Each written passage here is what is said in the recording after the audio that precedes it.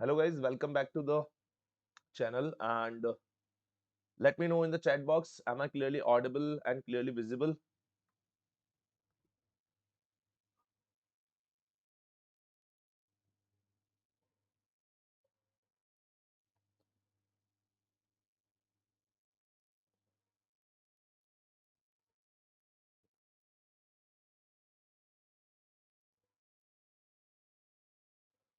I think video is not going perfectly.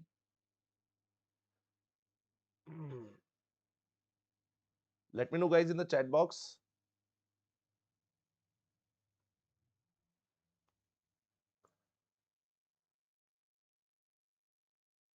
Okay. I'm checking on the other hand, it's going perfect live. Yeah, it's perfect. ठीक है. So let's start this today's session, and today's session we're gonna cover the ENT rapid revision, right? And please remember this that this is session, the notes are based on Dr. Rajiv Dhawan sir's notes, right?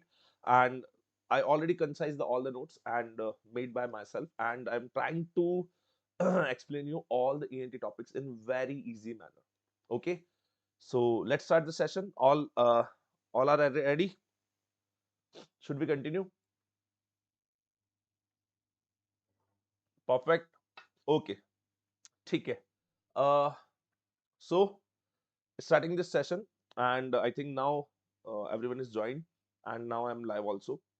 So repeating again, and today we're gonna do ENT rapid revision session, right? Doing the ENT rapid revision session. Starting with the ENT rapid revision, going with the first, as if you have any doubt related to the sessions which are taken by me, like ophthalmology I already taken, and I'm taking ENT also here, right? So if you have any queries related to this MCQs, previous year question, or any doubt related to this subjects, you can directly contact me on my Instagram. My Instagram handle is, I already mentioned you, my Instagram handle is Dr. Vaibhav Ahuja, Dr. Vaibhav Ahuja. Just let me just send me a message. I will surely try to reply as soon as possible, and replying all your queries, I will solve your all your queries, right? Okay, so you can contact me here related to your all the queries related to the exam, related to the subjects, right? Moving forward, now I'm starting this with the topic of nose. First we're gonna cover the topic nose, and then we'll move further. So starting with the topic nose, first I'm going to explain you about the anatomy of the nose. I hope you already covered full anatomy subject, full ENT subject, and now you are coming for this rapid revision session. But some basic points I have to cover here also. So I'm covering the all the basic points also, and the important point also here, right? So starting with the starting with the anatomy of the nose, we started with the external nose. We started with the external nose. The external nose, what is the external nose which is visible to you? This is your external nose, and this external nose is made up of four things. What are the four things? The first is the nasal bone, which is the upper side. You can see here, this is the nasal bone, which is making your upper one third part, right? The upper one third part, which is made by the bone part, bony part. This is our nasal part.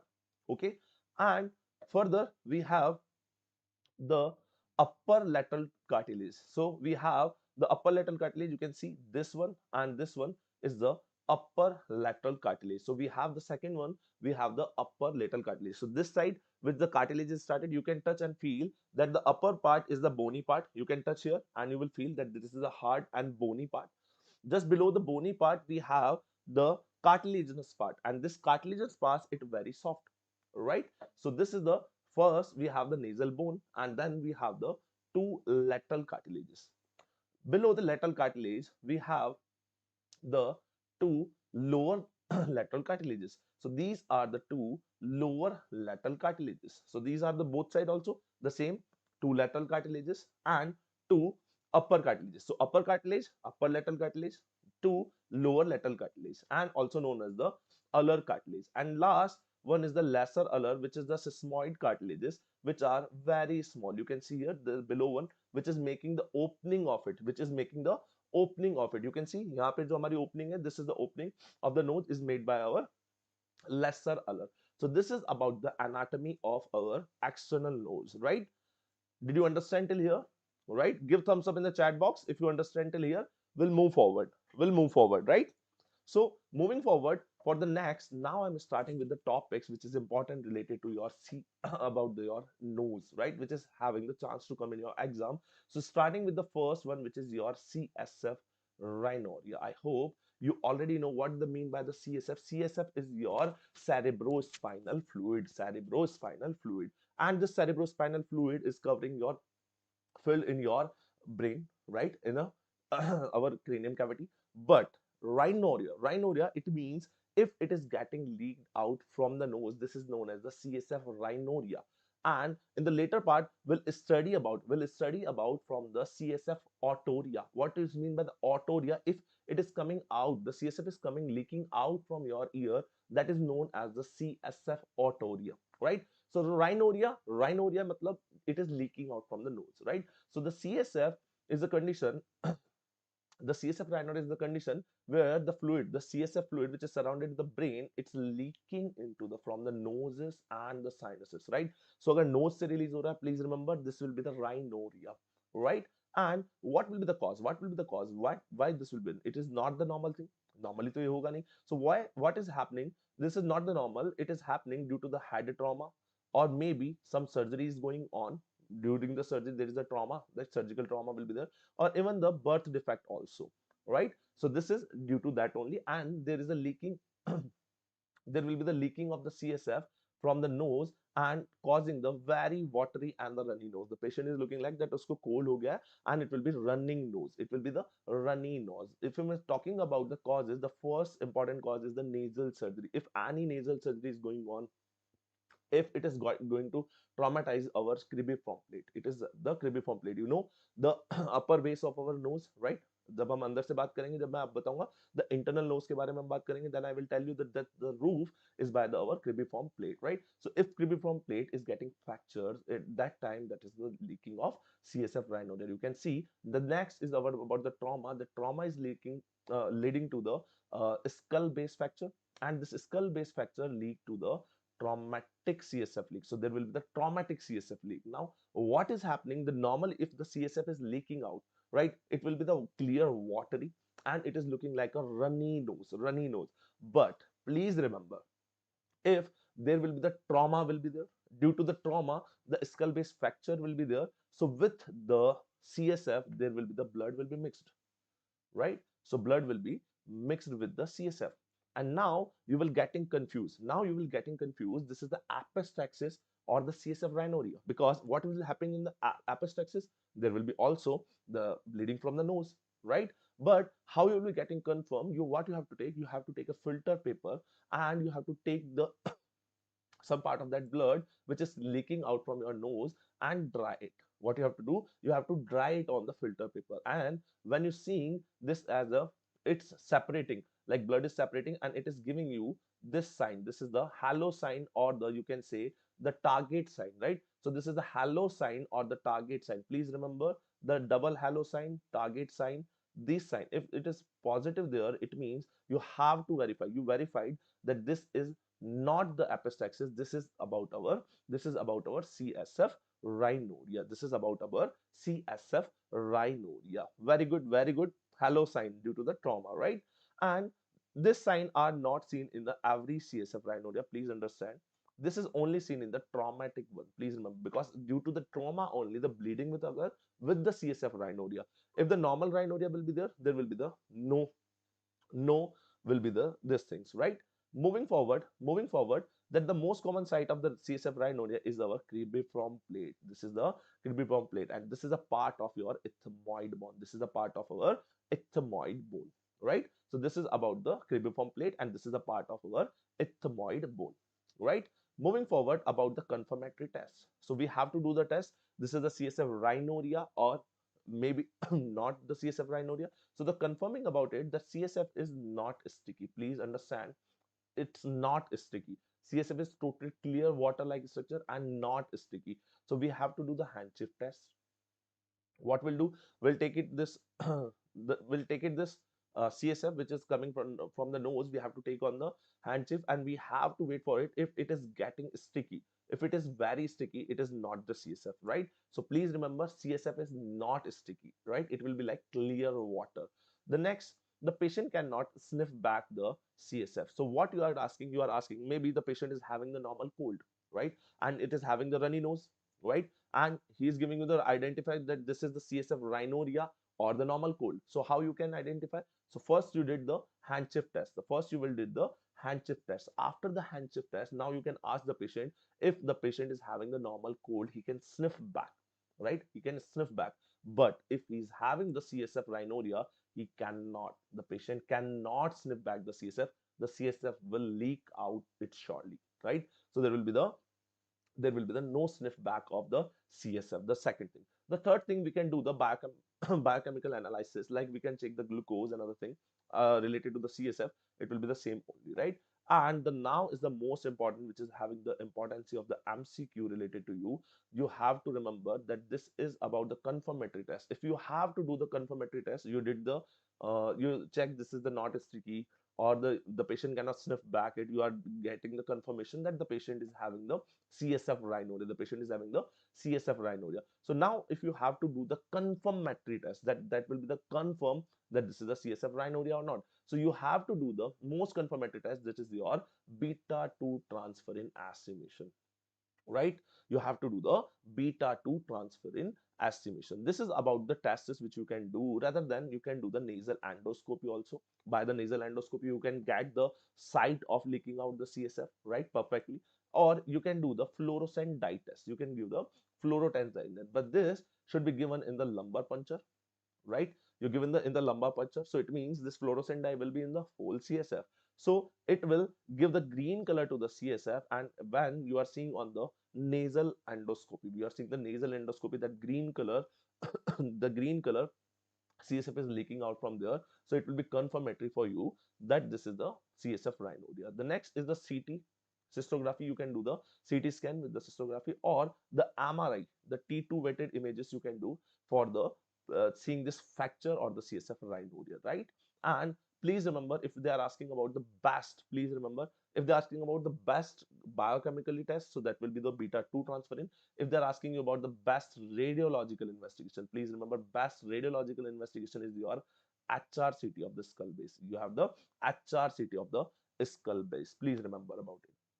Right. So this is all about the tests and investigations of the CSF rhinorrhea. And now I'm talking about the treatment part. In the treatment part, we have the treatment of the choice is the only and only conservative treatment, right? So we don't have to give anything, just this will be the conservative treatment. And this the conservative treatment we have to do, the patient will do the bed rest and the antibiotics we can give for the 7 to 10 days. That's it only, right? Did you understand till here, right? Did you understand, guys, till here? Did you understand? Right? Yes or no? Just a minute.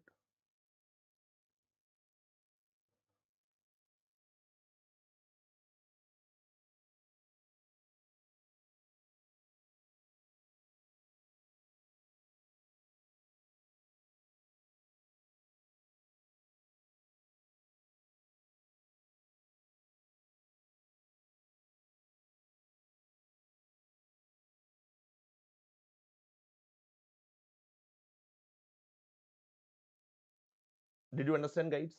Let me know in the chat box. Perfect. Very good. Very good. Very good.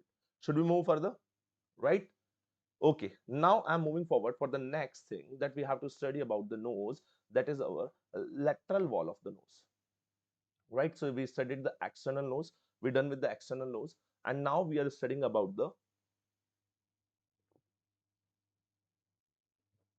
now we are going to study about the lateral wall of the nose. We are studying about the lateral wall of the nose.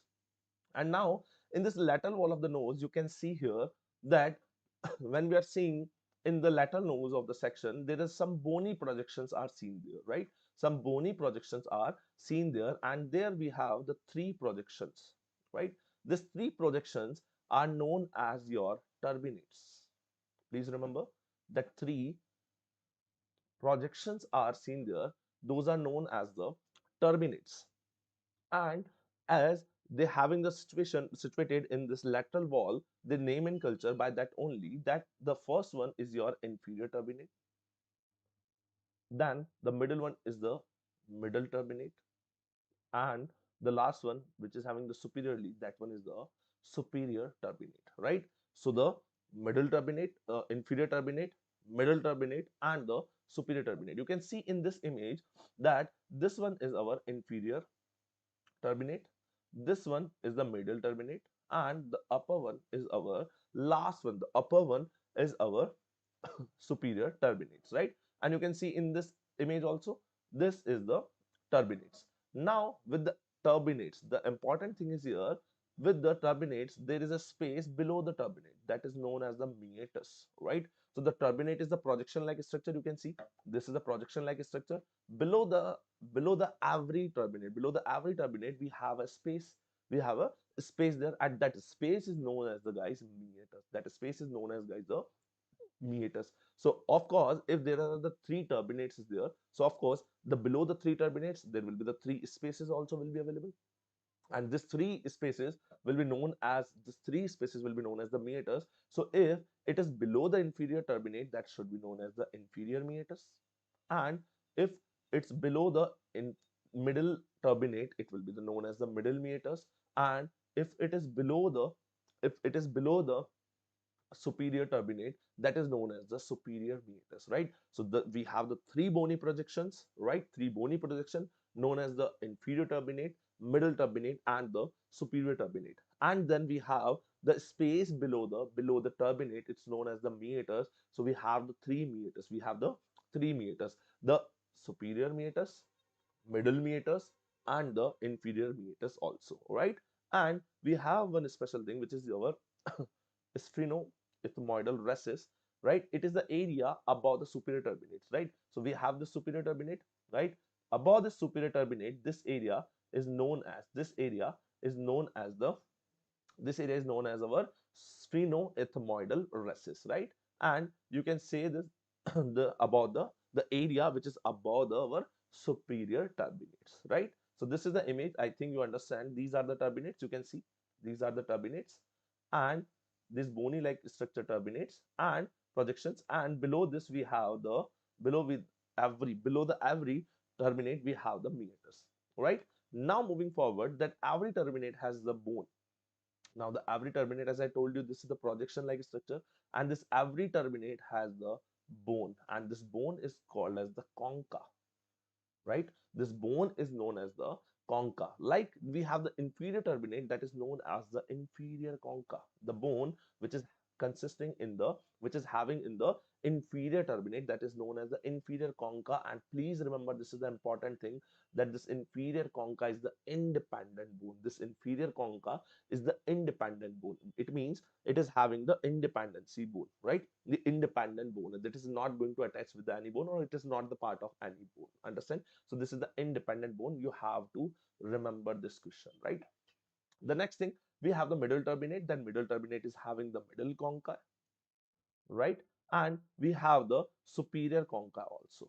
Now the question is that firstly, which I told you, that inferior concha is the independent bone. What about the middle concha and the superior concha? Please understand this part, that middle concha and the superior concha are the part of our ethmoid bone.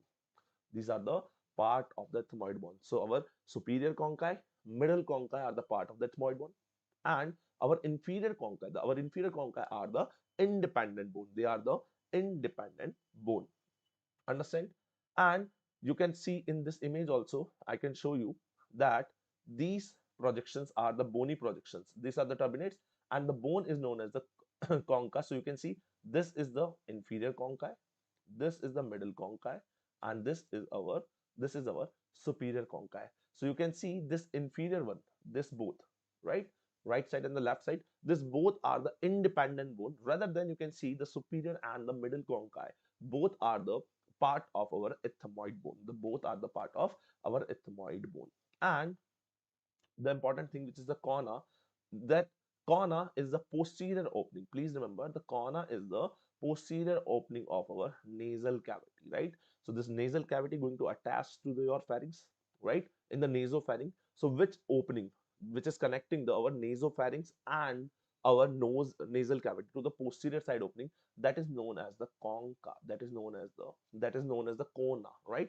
Please don't be confused like concha and the corner. The concha is the bony projection. This is the bony part in the turbinates, and the corna is the opening part. Okay, corna. Understand? Concha is the bony part. Corna is the opening. Okay, right? Did you understand till here? Right. Now we are moving forward for the next anatomical structure, which is our paranasal sinus. We have to study about the paranasal sinuses. What are these paranasal sinuses, guys? These are the mucosa line. These are the mucosa line air-filled hollow cavities in the skull bone. So we are having the skull bone, and the skull bone we have some hollow cavities, and this hollow cavities which is filled by the air. Please remember, this is normally these are filled by the air only, and this is filled by the air, and these are the mucosa line. Please remember, these are the mucosa line. These are known as the paranasal sinuses, right? And these sinuses are producing the mucus. As the mucosa line, this is having the mucosal lining, so of course it will produce the mucus.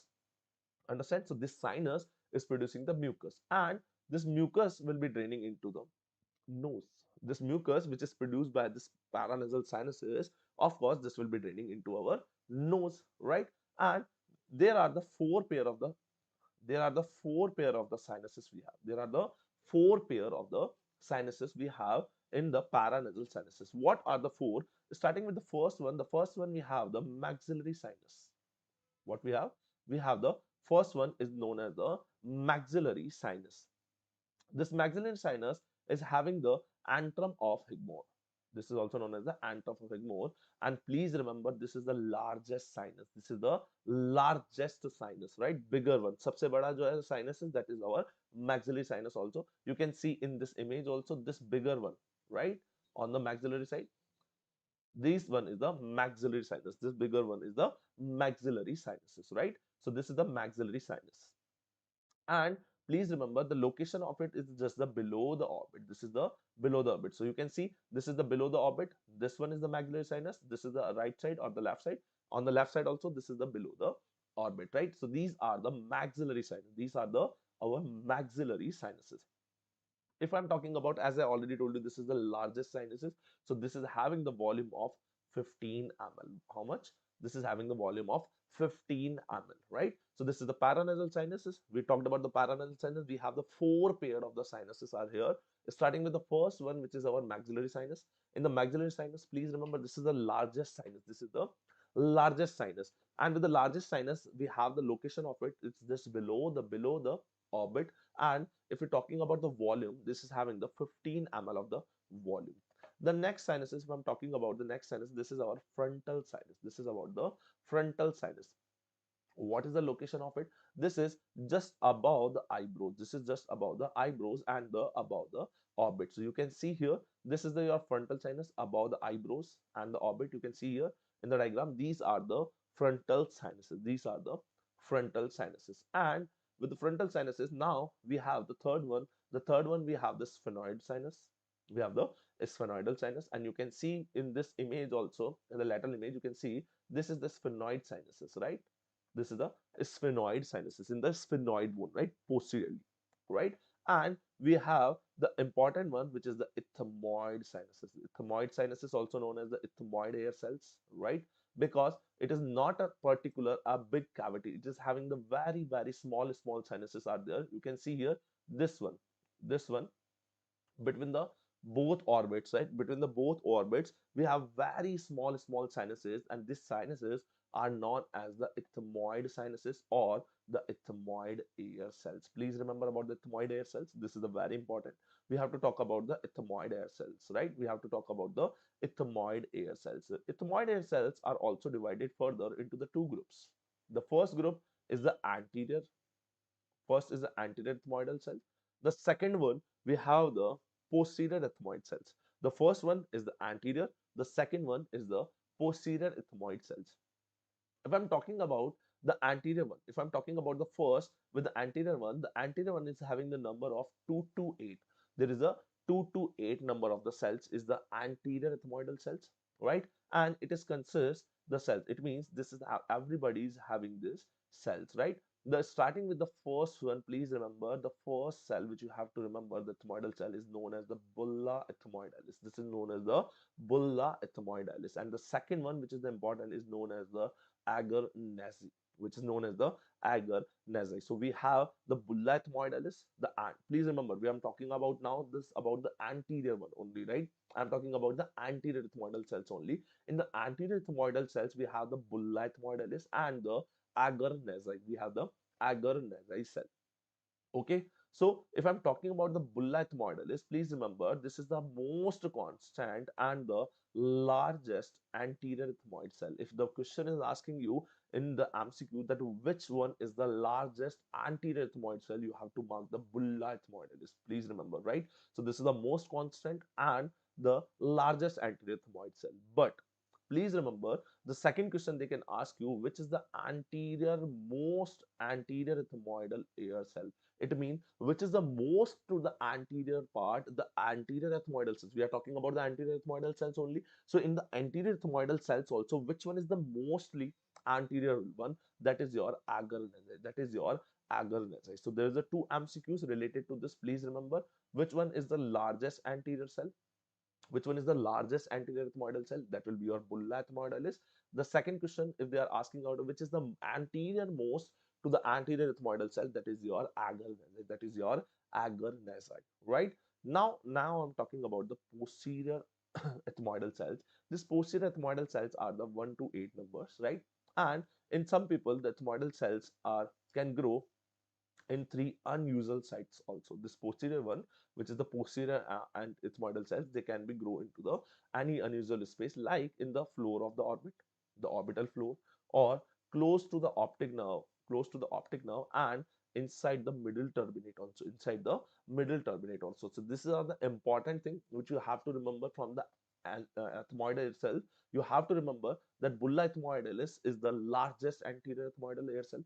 Please remember, most constant and the largest, right? The second one is the anterior most anterior ethmoidal cell is our agar nasi, right? Moving forward, now that important thing, that structures which is draining into the nasal cavity. So you have to remember that which structures are going to drain into our nasal cavity. So starting with the first one, which we already covered in our ophthalmology subject also, that is our nasolacrimal duct, which that is our nasolacrimal duct drainage. So I hope you already studied the ophthalmology rapid revision also, and there I cleared you that this nasolacrimal duct is normally, physiologically, it is draining into the inferior meatus, that is draining into our inferior meatus. But the question is, they are asking you and confusing you that after the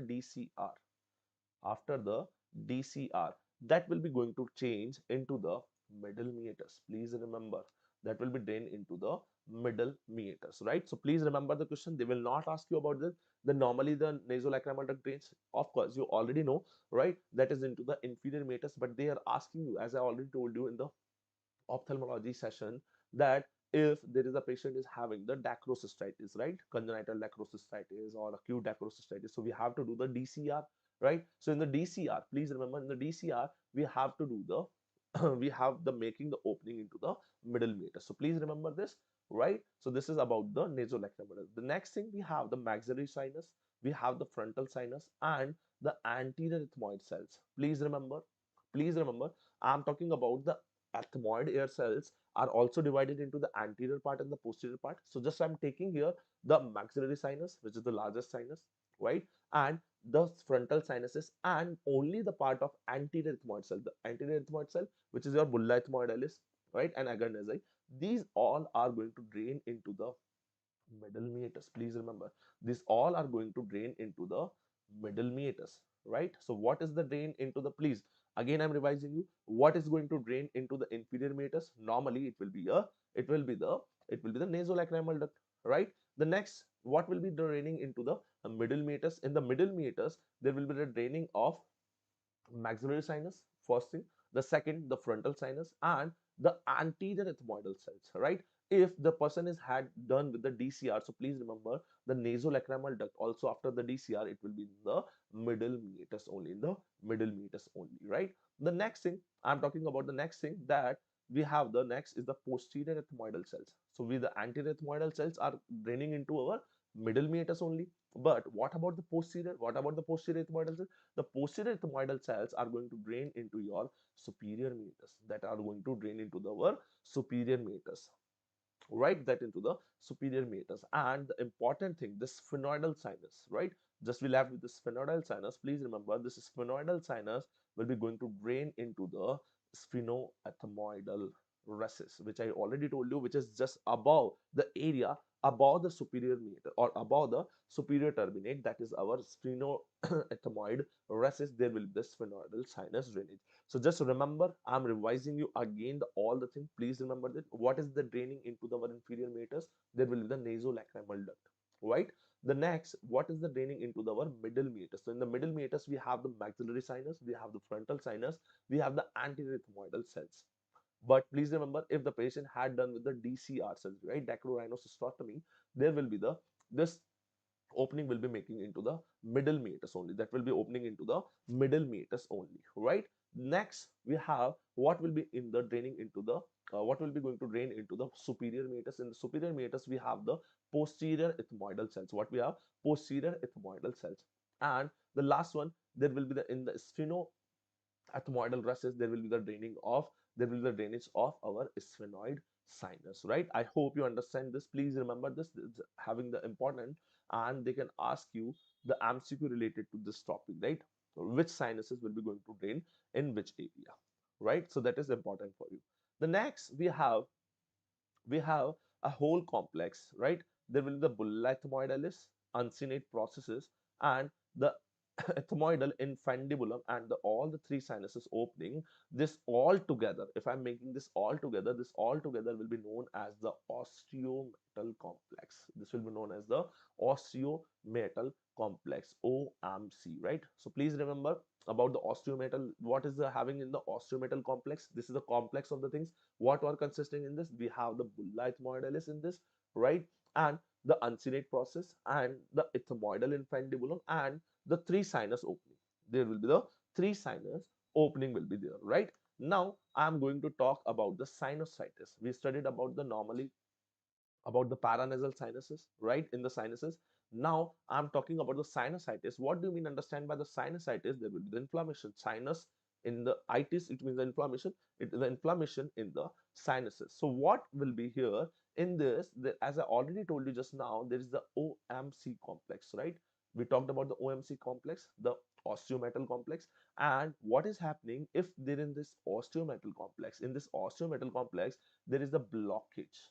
There will be the blockage due to the mucosal edema, due to the blockage due to the mucosal edema, and it will be going to lead, please remember, it will be going to lead the blockage of the sinus drainage. What is happening? I already told you the three sinuses. Which are the three sinuses going to drainage here? Which three sinuses? There will be the maxillary sinus, frontal sinus, and the anterior ethmoidal, right? So these three sinuses will be which are draining here. They will be getting blocked, and it's going to lead as the known as the sinusitis. Please remember, this is called as the sinusitis. And if this process of this infection, please remember, if this process is of the sinusitis is remain more than 3 months, more than 3 months, if more than 3 months there is a sinusitis is going on, that will be known as the chronic, that will be known as the chronic rhinosinusitis, right? CRS, the chronic rhinosinusitis, right? So the sinusitis less than 3 months will say only the sinusitis only. But if it is stay more than 3 years, 3 months, if it stay more than 3 months, it will be known as the chronic, right? Now I'm talking about the diagnosis.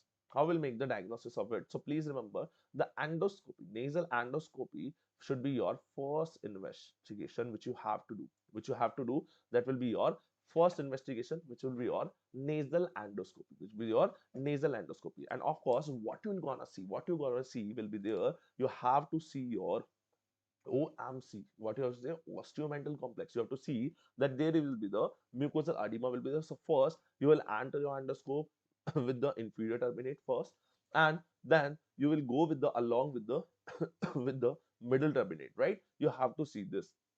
The next thing, you can do the X-ray of the paranasal sinuses, and you already know the X-ray for the paranasal sinus you have to do the Waters view, right? What is the Waters view? Please remember the MCQ is coming from the image base here. This is the Waters view, right? This is the Waters view. How you can see this the Waters view? Because the mouth is open here, right? So the Waters view with the open mouth, the Waters view with the open mouth we have to do for the sinuses, and this X-ray will show the all the sinuses. This Waters view with the open mouth will show you the all the sinuses. Please remember, except there is a question they will ask you which sinus is not visible on the Waters view, which will be the not visible. Please remember that is your the posterior ethmoid air cell. That is our posterior ethmoid air cell. That will be your posterior ethmoid air cell, right? And the last one investigation you can do the CT scan also. You can do the CT scan, right? In the CT scan, please remember this is the best radiological investigation for the sinuses. So we'll get the size of the sinuses and the this mucosal membrane or the mucosal edema also, right? So that is the best one. But now I'm talking about the treatment part. What will be the treatment for the sinusitis? Please remember, we have to give the antibiotics. As the inflammation is going on, we have to give the antibiotics. With the antibiotics, we have to add the decongestant for the 3 weeks. We have to give the patient to the decongestant for the 3 weeks, right? If there will be the no improvement, now the listen this part. If you given the three for the 3 week, you given the decongestant and the antibiotics, but patient is not getting improved, then you have to go for the surgery. Then you have to go for the surgery. And which surgery is the here we have to do here? The which surgery we have to do the FESS, which is your functional endoscopic sinus surgery. You have to do the functional endoscopic sinus surgery, right? So your functional endoscopic sinus surgery, right? And if you are asking about the main aim of the FESS surgery, there will be the re-establish. Please, what the main aim? Our aim is the re-establish the sinus drainage, because due to this mucosal edema, this is a mucosal edema. Due to this, there will be the blockage of the sinus drainage, right? So this mucus will be remain into the sinus only, right? What is the sinusitis, right?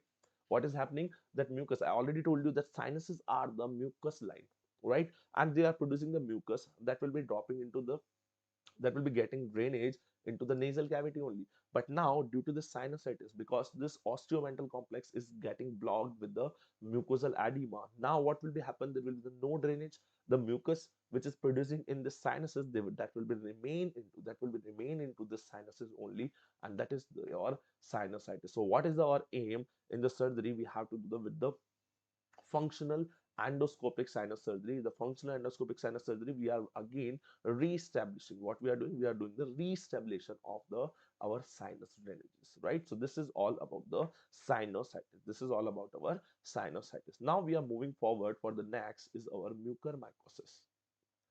Now we are moving forward about the next disease. This is about your mucormycosis. And what is a mucormycosis? Please remember, this is a fungal infection. This is the kind of fungal infection of the nose by the mucor group of the fungi. By the mucor group of the fungi. So by the name only you can understand. Mucor group of the fungi are involving getting infect on the nose, that is known as the mucormycosis. And please remember that are seen in the young patient and the diabetic patients. Please remember why in the diabetic and the HIV positive taste patient, because they are the immunocompromised. They are the immunocompromised patient. And although in the recently we saw in the COVID-19, right? In the COVID-19, we also saw the patient of the mucormycosis, because in the COVID-19 treatment stream, you are using the steroid. And you already know, if you are giving the steroid to the any patient, if you are giving the prolonged use of a steroid patient, that will be going to the immunocompromised patient, the immunity will be the getting compromised. So in the COVID-19 also, we saw the mucormycosis patient, right?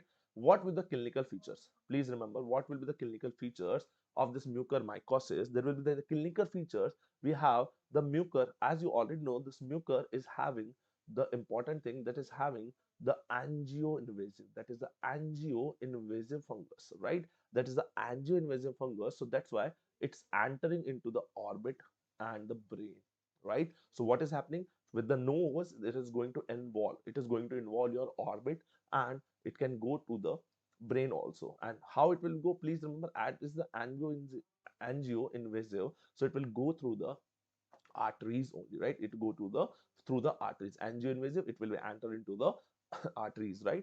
and it will be reached there. What will be the clinical feature? In the clinical feature, you're gonna see the blackish mass in the nose, right? You can see here in this patient also, in the image you can see this is a blackish mass which is you can see near the nose, and maybe it is going to further involving the orbit also, right?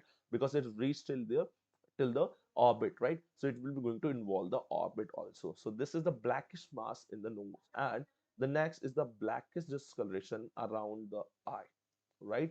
Right around the eye, black, right? So you can see in this image, you can see in this image already, right? So this is the blackish mass in the nose. If I'm seeing from the inner side, that will the blackish nose will be from the inner cavity, and there will be the going to the eye, right around the eye.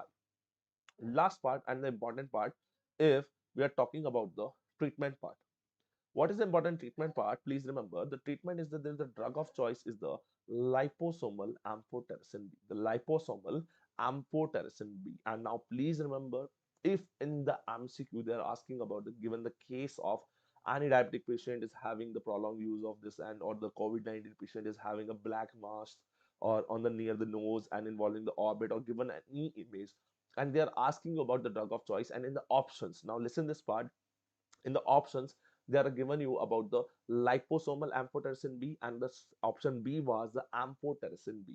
Please remember, go and choose the liposomal one. Okay, so there is a recent update. The earlier one was the amphotericin B only, but now we have the recent updated that that will be your liposomal amphotericin B, right? So you have to mark the liposomal amphotericin B. Okay, right? So this is all about the mucormycosis. Moving forward, for the next disease of our nose is our septal hematoma. What is the septal hematoma? So, right, what we have the lateral wall. We studied about the lateral wall, but so for dividing the both the nasal cavity, we have between with we have the septum, and there is a cause. If we're talking about the cause of the septal hematoma, right?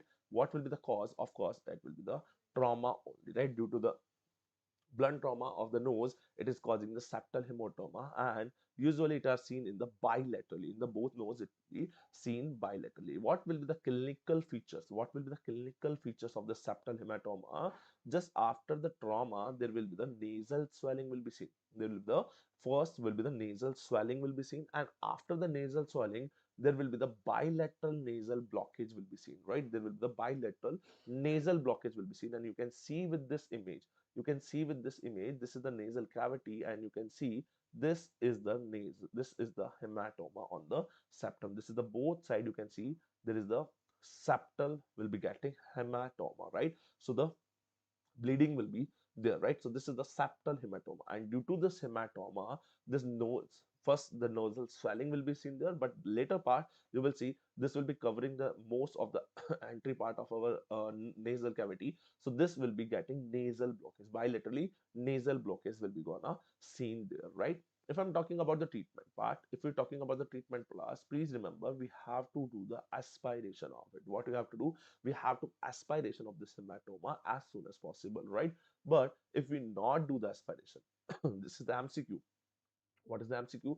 If we not do, if we not do the aspiration of that hematoma, what will be happen? That will be lead to the septal abscess. That will be lead to the septal abscess, and after further with the septal abscess, there will be the septal perforation will be seen. There will the septal perforation will be seen. So that's why in the case of septal hematoma, please remember we have to do the treatment of the aspiration of this hematoma, right? We have to do the aspiration of this hematoma. I hope you understand this part. All right. Okay. Moving forward for the next important disease related to the nose, we have the rhinoscleroma. What we have? We have the rhinoscleroma and the woody nose. We have the rhinoscleroma, which is also known as the synonym is the woody nose. Woody nose. And please remember, this is the infection of the nose. This is the infection of the nose by the rhinoscleromatis. This is the by the rhinoscleromatis. This is the infection of the nose by the rhinoscleromatis, and this is the most commonly, this please remember, if we are talking about the India, this is the most commonly seen in the North India, like in UP and Rajasthan. This is seen in the more commonly seen in the UP and Rajasthan. And this disease is having the three stages. Please remember, this disease is having the three stage. What are the three stages? Starting with the first stage, that is known as the atrophic stage. We have the atrophic stage, the first one. And what is happening here? There will be the just like atrophic rhinitis. It is giving the symptoms like atrophic rhinitis. There will be the roomy nasal cavity and the crust will be seen, right? So there will be the roomy nasal cavity and the crust will be seen the nose, right? So the first part is the atopic stage. There will be the same, it is looking like the same atopic rhinitis. The next stage is known as the next second stage will be known as the granulomatous stage. The next stage will be known as the granulomatous stage. And what will be happening in this granulomatous stage? That will be going to lead to the hard axonal nose, right? There will be the scene, the hardening of the axonal nose also, right?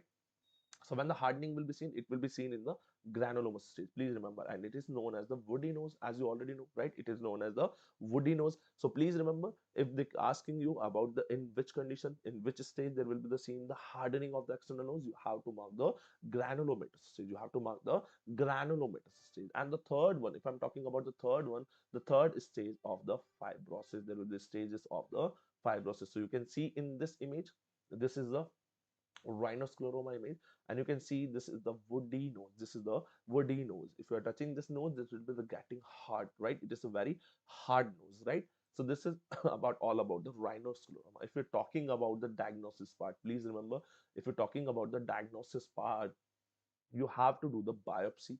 This is the for the confirmatory diagnosis, you have to do the biopsy, and this biopsy will be going to show you the Russell bodies.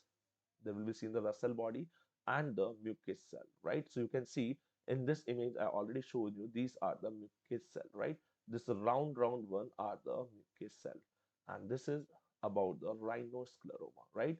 So for the investigation or the diagnosis of our rhinoscleroma, we have to do the biopsy, and histopathologically we have to confirm this disease, right? If I'm talking about the treatment part, if I'm talking about the treatment part, we have to give in the treatment, we have to give the tetracycline plus streptomycin. We have to give the tetracycline and the streptomycin, right? So this is all about our rhinoscleroma, which is the woody nose. Please remember, this is due to the cause by the rhinoscleromatis, right?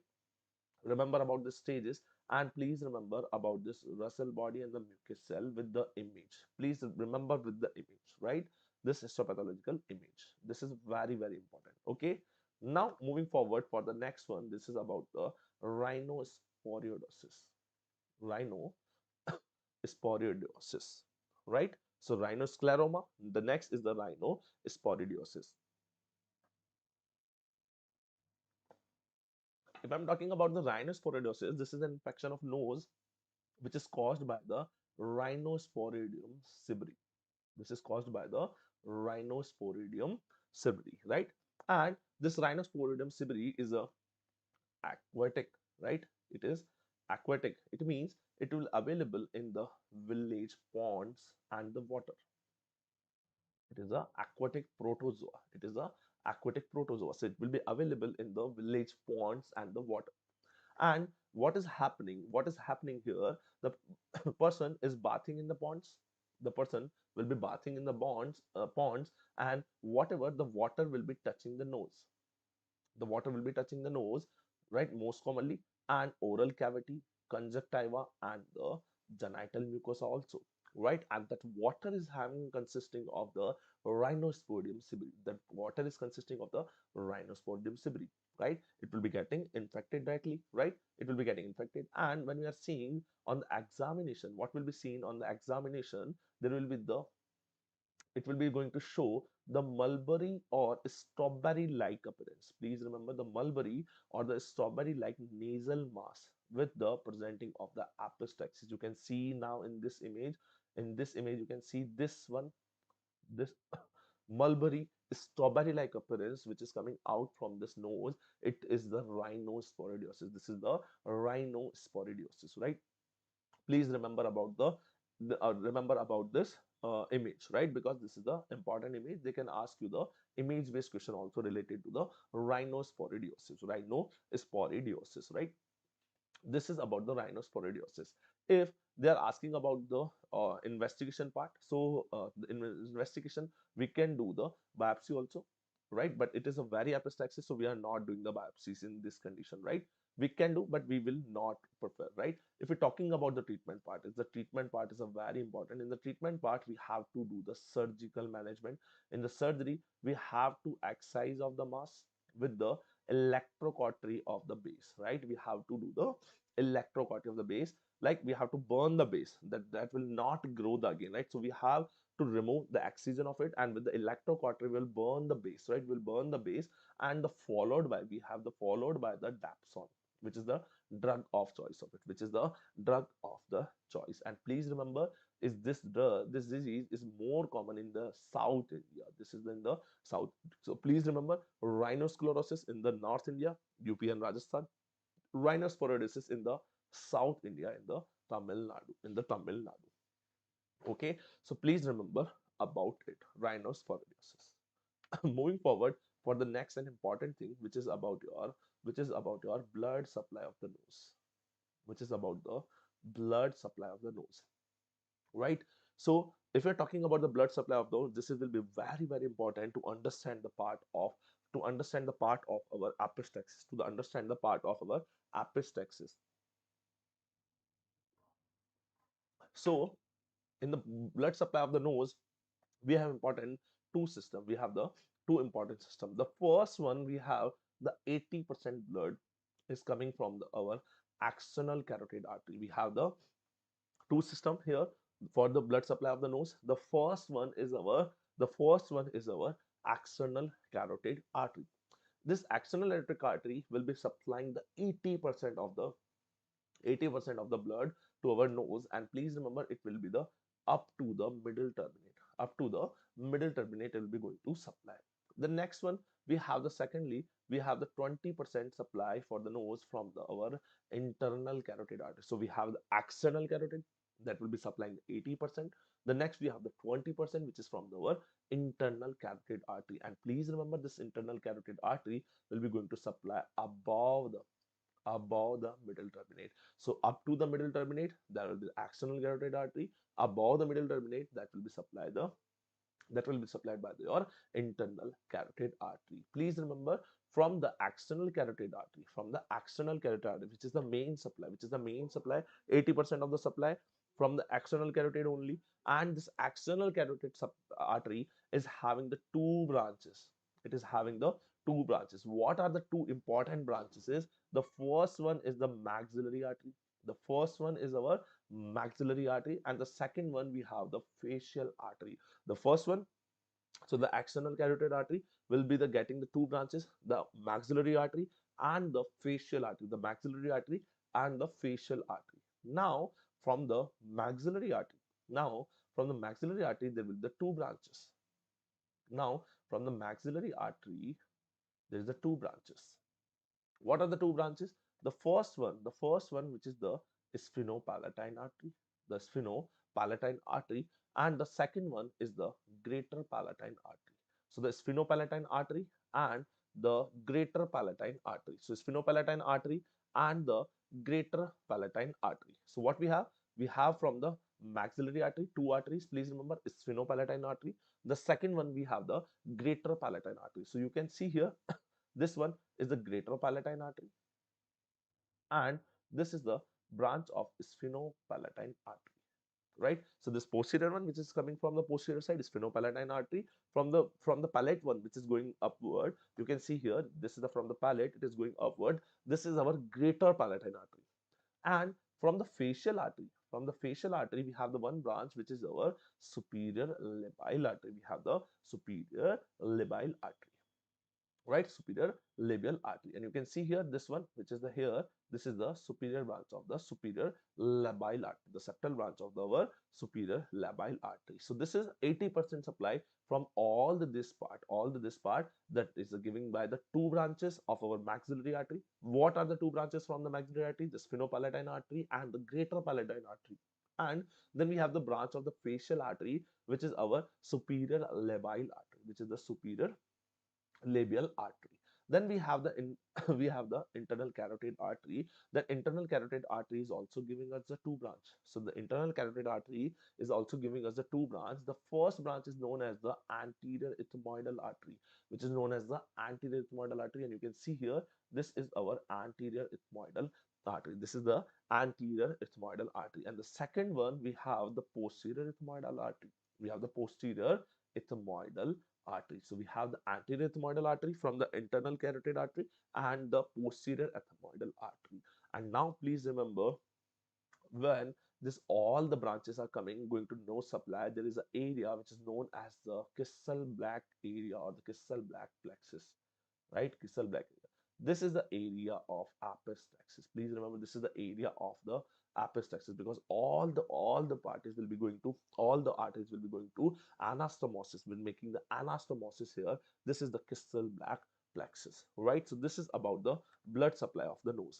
Now we are moving forward for the topic of Epistaxis. We are talking about the part of Epistaxis, right? Talking about the Epistaxis, there is the most common area. If they are asking about the most common area, this is known as the Little's area. And where is this Little's area? It is lies around the anterior inferior part of the nasal septum. It is the near the it is on the septum, and it is near to the anterior inferior part. It is the anteriorly to the mostly anterior part, and the inferior part there will be the Little's area. Please remember the Little's area, and it is having the Kissel Black plexus, and we having and it is has the Kissel Black plexus having the four arteries. Please remember, we have the total five arteries, right? We have the total five arteries.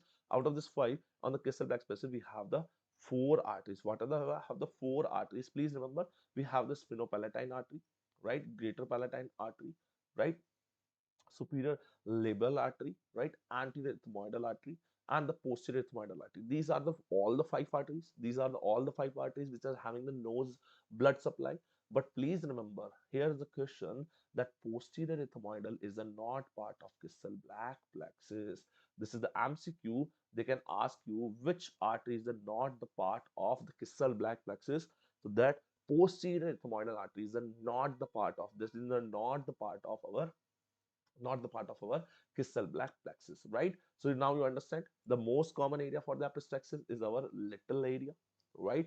If I'm talking about the Kissel Black plexus, so Kissel Black plexus is having the four artery: sphenopalatine artery, greater palatine artery, superior labial artery, and the anterior ethmoidal artery. The posterior ethmoidal is not the part. Posterior ethmoidal is the not the part of, not the part of our Kissel Black plexus, right? Now moving forward about the causes, about the causes of the epistaxis. If I'm talking about the causes of the epistaxis, the most common cause, the most common cause is the fingernail trauma, which is known as the nose pricking. So sometimes you are seeing in the children, they are trying to do the nail nose pricking, right? They are trying to put the fingers in the nose, and this little area is getting ruptured, and from the bleeding from the this little area. So the most common cause, the most common cause is the nose pricking. The next, maybe it can be due to the accidental trauma. Maybe some accidental trauma will be there. Due to this trauma, there will be the bleeding will be seen there, right? And importantly, in the older age patient, there is the hypertension. The hypertension is causing, please remember, the posterior epistaxis. The hypertension is causing the posterior epistaxis, right? And maybe it will be seen in the some bleeding disorders. It will be seen in the commonly in the some bleeding disorders, and the anti, if the patient is on the anticoagulant drug, they can cause the, that can cause to the leading the epistaxis, that can lead to the epistaxis. And in the hemorrhagic fever, and some tumors, some tumors of the nose also can cause the bleeding from the nose, right? So this is all about the epistaxis causes. Now if I'm talking about the important part, what should be the treatment part? If the epistaxis patient is coming to you, what should be your treatment? But you have to remember the one thing which is related to the important for the MCQ. If they are asking you that what is the artery epistaxis, if they are asking you the question that artery of epistaxis, you have to answer the sphenopalatine artery, right? What is the artery? Which artery is the known as the artery of epistaxis, which is the known as the artery of epistaxis? So this artery of epistaxis is our sphenopalatine artery, our sphenopalatine artery, right? Now the question is there, if the patient is coming to you with the epistaxis, what will be your treatment? What should be your treatment? The first thing you have to do, the pinch the nose for the 3 to 5 minutes. The first, what you have to do, you have to pinch the nose. You can see in this image, first you have to sit and lean forward slightly, and you have to pinch the nose. You have to pinch the nose and breathe from the mouth. You have to pinch the nose, right? I hope you can see this image clearly, this one, right? You have to pinch the nose. The first thing, you have to pinch the nose for the continuously 3 to 5 minutes, 3 to 5 minutes, right? Okay, now after the pinching nose, you have to see if the bleeding is stopped, it's very good. If not, then what to do? Then you have to do the chemical cauterization of the littles area. You have to do the chemical cauterization of the littles area, which is done by the AgNO3, right? And now you will use the AgNO3 as the cause, as the agent of the cauterization agent. It will burn. What it will do? It will burn that area and bleeding will be getting stopped. What it will do? It will burn that area. It will burn the littles area, right? And it will stop the bleeding, right? And if it is getting failed, right, after the chemical cauterization, or with the chemical cauterization it is not getting stopped, now you have to do the third thing. You have to do the anterior nasal packing. This is important. You have to do the anterior nasal packing, and please remember, it will should be done on the both side. It will should be done on the both side. And what is your anterior nasal packing? Please remember, this is the part of your anterior nasal packing. This is the image of your anterior nasal packing. You have to take the gauze, and this gauze will be dipped in the petroleum glycerin. You have to dip this gauze into the petroleum glycerin, and you have to use our bion forceps. With the bayonet forceps, you have to enter this whole gauze into the nose from the anterior side. From the anterior side, you have to enter the gauze, the full gauze, with the which is soaked or dipped with the your petroleum glycerin, right? And you have to enter into the nose, and you have to pack the both side. You have to nasal packing done with the from the both side, right? Right side and the left side, right? So that's known as, if you are packing with the anterior side, this is known as the anterior nasal packing. Anterior nasal packing. You're done with the anterior nasal packing, right?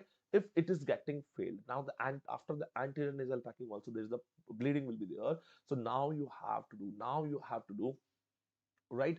If nasal packing will be anterior nasal packing will be failed, now you have to do the posterior nasal packing. Now you have to do the posterior nasal packing. Anterior nasal packing you already done. If it is getting failed, now you have to do the posterior nasal packing. Now what is the posterior nasal packing? You can understand that from the posterior side, what you have to do, you have to, from the anterior side, you have to enter this Foley's catheter. You can use the Foley's catheter also. You can see in this image there is a Foley's is used, right? This Follies is entered into the area, and at the last we inflate this Follies here, right? So this is covering from the posterior side. It is covering our nasal cavity on the posterior opening, right? In the posterior opening, so we can use also. And although there is a nasal balloon catheter is also available, there is a nasal balloon catheter is also available. You can see here, this is the nasal catheter balloon on the image, and you can see, just we entered this catheter into the nose, and on the posterior side we inflate this balloon on the posterior opening, right? On the posterior opening, when you inflate this balloon, this is known as the posterior nasal packing. So we done the anterior nasal packing, right? We done the posterior nasal packing, right? And the question is here, if this nasal packing failed, if the both we done the anterior nasal packing, which is going to fail, and we'll done the posterior nasal packing also, this will be going to fail. Now the last step which you have to do, the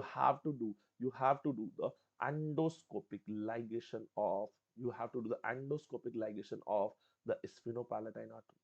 You have to do the endoscopically ligation of sphenopalatine artery, because you already know that artery of epistaxis, I have already told you that artery of epistaxis is our sphenopalatine artery. So what will we do the ligation? The first will going to with the endoscopically ligation of the sphenopalatine artery. So first artery should be ligated, it should be the sphenopalatine artery. If the sphenopalatine artery is going to fail, then we'll go for the maxillary artery ligation. right? If the maxillary is also getting failed, then we'll go for the external carotid artery ligation. And if it is going to fail, then in the last we'll do the ethmoidal artery ligation, right? So this is the all the pattern one by one. First artery which should be done to the ligation, it will be your sphenopalatine artery. It should be your sphenopalatine. After the sphenopalatine, then we have the maxillary artery ligation. After the maxillary artery ligation, we have to do the external carotid artery ligation. And if it is also failed, then we have to do the ethmoidal artery ligation. We have to do the ethmoidal artery ligation. So this is the all the pattern which you have to do in the treatment part of the epistaxis, in the treatment part of the epistaxis. I hope you understand this part of the treatment, and please remember they can ask you the question about this all the pattern, right? How we have to do the nose pinching, then chemical cauterized, then anterior packing, posterior packing plus anterior packing. Then in the last we have to do the endoscopically ligation, right? So that's it all about the important topics related to the nose. Now we are moving forward for the pharynx. Now we are going to start the part of pharynx, right? Starting the pharynx, that this is the fibromuscular. This is the pharynx is the fibromuscular tube-like structure. This pharynx is a fibromuscular tube-like structure. From It started from the base of the skull till the C6 vertebra, and it has the three muscles. It is having the three muscles. So this is the fibromuscular tube-like structure started from the skull of the base till the C6 vertebra, and it is having the three muscle. Which three muscle it is having? It is having the superior constrictor muscle, middle constrictor muscle, and the inferior constrictor muscle.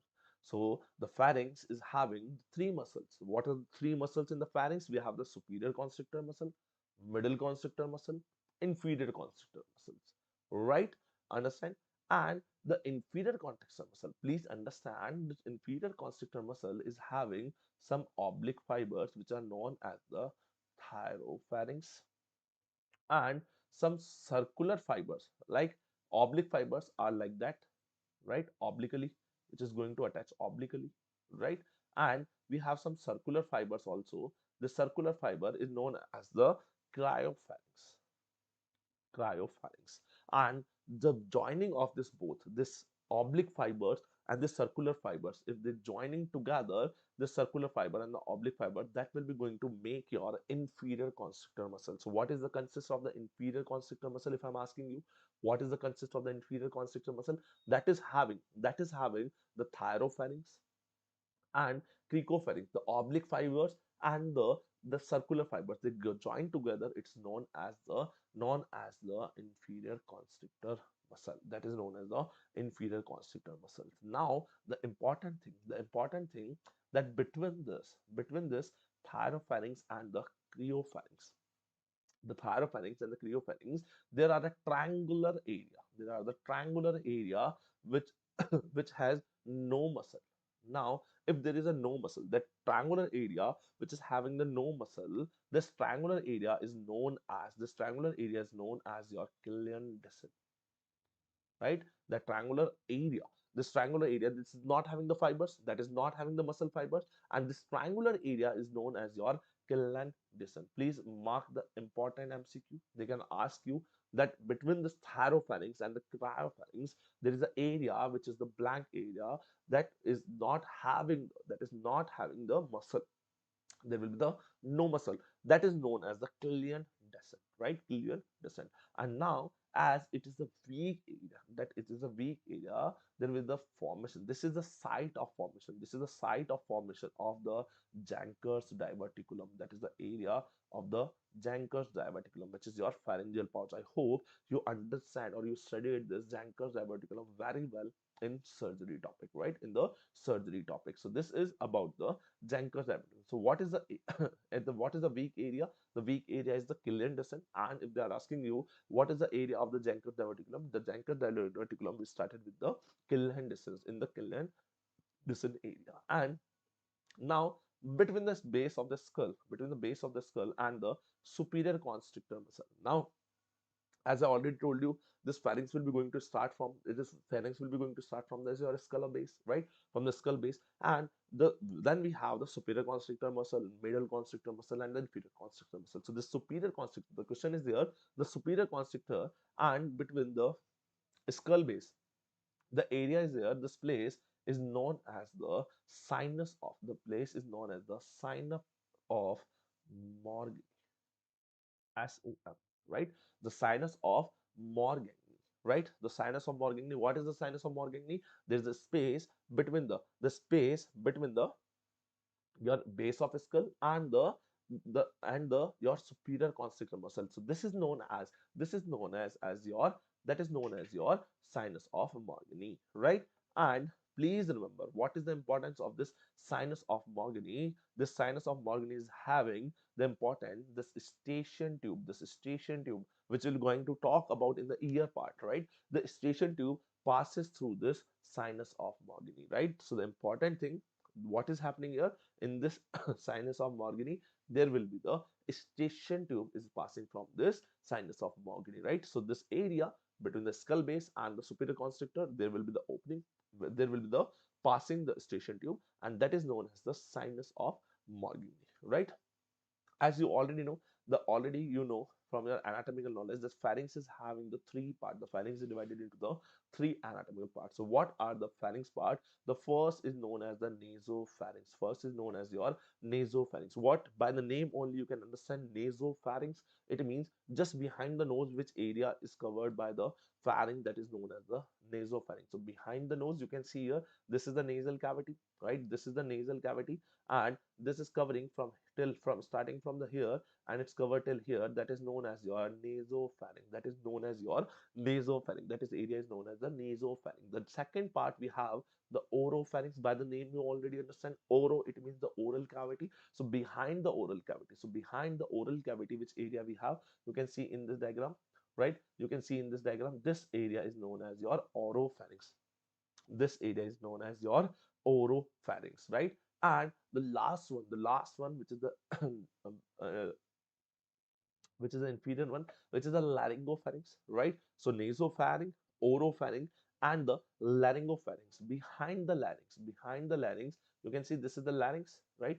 This part is the larynx, starting from here till here. So the behind this larynx, which we have, this is known as the laryngopharynx, or you can say the hypopharynx also. You can say the hypopharynx. So laryngopharynx, or you can say the hypopharynx also, right? So this pharynx is divided into the three parts: nasopharynx, oropharynx, and the hypopharynx, or you can say the laryngopharynx, right? So this is the three part, right? Moving forward for the next now important part, it is your adenoid. What is the adenoid? This is the important thing. What is the adenoid? Please remember, this is your nasopharyngeal tonsils, right? So we have the tonsils, but which is in the nasopharynx. So this is known as the nasopharyngeal tonsils. And you already know what is the tonsils. That is the collection of the lymphoid tissues in the nasopharynx. As you already know that the collection of the lymphoid tissue, in the nasopharynx is known as the nasopharyngeal tonsils or the adenoid. And please remember, the adenoid has the no capsule. The adenoid is having the no capsule, and the adenoid is having the no crypts, right? It is comparing with the tonsils and the adenoid. So the adenoid is not having any capsule, no crypts, and there will be no definite blood supply also. This is the thing you have to remember importantly, that there will be no definitive blood supply also. So this adenoid, please remember, the adenoid is having no capsule, no crypt, and no blood supply, no definite blood supply, right? So this is the three things which you have to remember or related to the adenoid, right? And it is an irregular feel on the palpation, right? Is a irregular feel of the pulpation, which is called as the bag of worm feel, which is a bag of worm. It is looking like that the worms are filled in a bag, and it is feeling like a bag of worm fill. And please remember, it is presented at the birth. It is presented, the adenoid is presenting from the birth, and it's increasing size up to the 6th year of the age. It is increasing in the size till the up to the 6th year of the age, and start decreasing in size at the puberty. So it is from the by birth, it is presented into the from the by birth, it will be presented, adenoid will be presented in the body, right, in the nasopharynx, right. And the thing, what will be happening here, it will be increasing the size till the 6 year. From the birth to the 6 year, it will be going to increasing in the size, and from the puberty it will be going to decreasing in the size. And remember this, at the age of 20 year, at the age of the 20 year, it will be going to disappear, it will be going to disappear. So adenoid will be presented for at the birth, presented at the birth, and it will going to, from the birth till the 6 year of the age, it will be going to till the 6 year of the age, and it start the decreasing the size, it will start the decreasing the size from the puberty. And at the 20 year of the age, at the 20 year of the age, there will be there will be the disappear of this adenoids, right. So this is normal about the your adenoid, the normal physiological about the adenoid. Now we are moving further for the adenoid hypertrophy, right. Right, adenoid hypertrophy. I hope you understand by the name only the adenoid we studied, that the hypertrophy, the increasing in the size of the adenoid will be seen. And please remember, this is a disease of school age child. Where will be seen? Where will be seen this? This will be the age of. There will be the disease will be seen in the school age child. This will be seen in the school age side.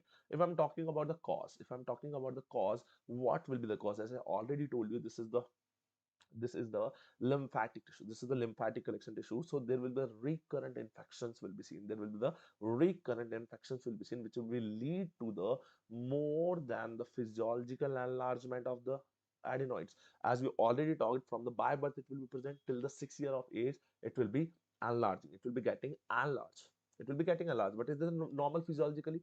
But what is happening, due to the there will be a recurrent infection, due to this recurrent infection, it is enlarging more than the physiologically. What is the normal physiological size? But it is enlarging more than the 6 mm, right.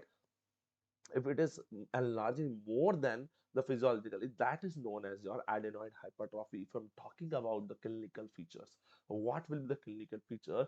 Please remember, the first thing, the school going age, the school age child will be there, the school going age will be the of the child will be there. And please remember, there will be a history of mouth breathing. You can see in this image also, this image is known as the adenoid faces, this known as the adenoid faces, right.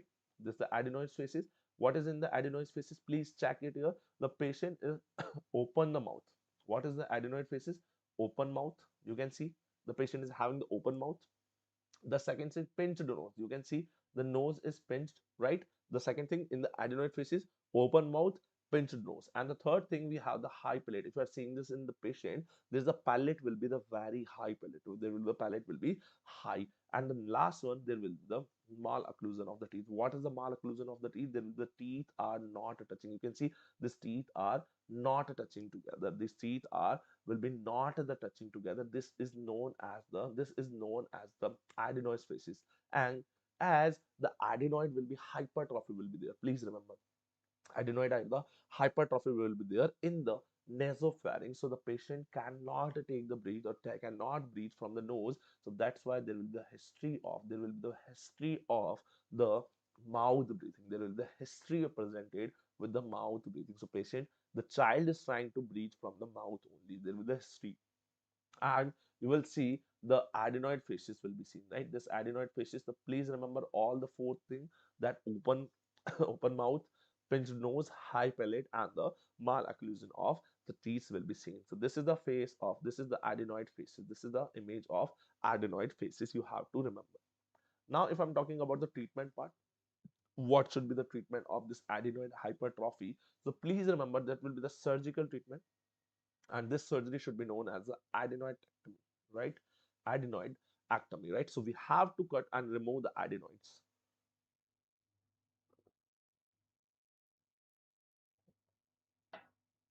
right. So this is the treatment part of our adenoid hypertrophy. And if I'm talking about the position of the patient during the surgery, it's a very important, that is known as your rose position, that is known as your rose position, right.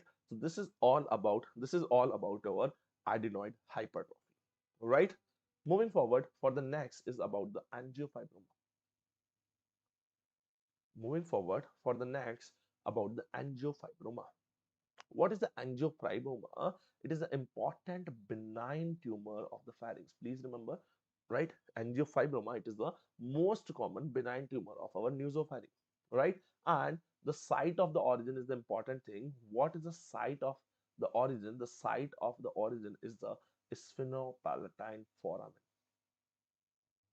So it started the origin from the sphenopalatine foramen, and it's only seen in the adolescent boys from the 12 to 14 year. So now you have to keep in your mind, if you are solving the MCQs or you saw the MCQ in the exam, that there is a question is given that one patient, adolescent boy from the age of 12 to 13 year coming to your OPD, and it is having it is having the it is having a tumor which is growing in the nasopharynx, right? So your mind should be directly going to divert it to the directly to the angiofibroma, right? And please remember, at is the name only given the angiofibroma, so this is involvement of the arteries also. So this is the highly vascular tumor. This is the highly vascular tumor, right? So this is the highly vascular tumor. And please remember, it can extend to the nose. It is starting in the nasopharynx and it can extend to the nose, cheek, and orbit. And please remember, as you already know, if it is going to it is going to involve the orbit also, so what will be happen, it will be causing the proptosis. And you already studied we already studied the proptosis in the ophthalmology. What is the meaning of the proptosis? The eye is coming outside, the eyeball is the pressurizing from the backside and the eye is coming outside. So as this tumor angiofibroma will be involving the orbit, will push the eyeball to the forward side, and it is known as the proptosis. It is known as the proptosis. And this is known as the fog face deformity. This is known as the frog face deformity. And it can involve your brain also. It can involve the brain also, right? So this is about your angiofibroma. If I'm talking about the clinical features, if I'm talking about the clinical feature, what will the clinical feature will be seen in the angiofibroma? There will be the 12 to 15-year-old boy, right? There will be the 12 to 15 year of the old boy with the nasal mass. There will be the nasal mass which will be present with the profuse epistaxis. As I already told you, this tumor, right? This will be the tumor which is the highly vascular. So there will be the epistaxis will be seen, right? There will the epistaxis will be seen from the nasal mass, right?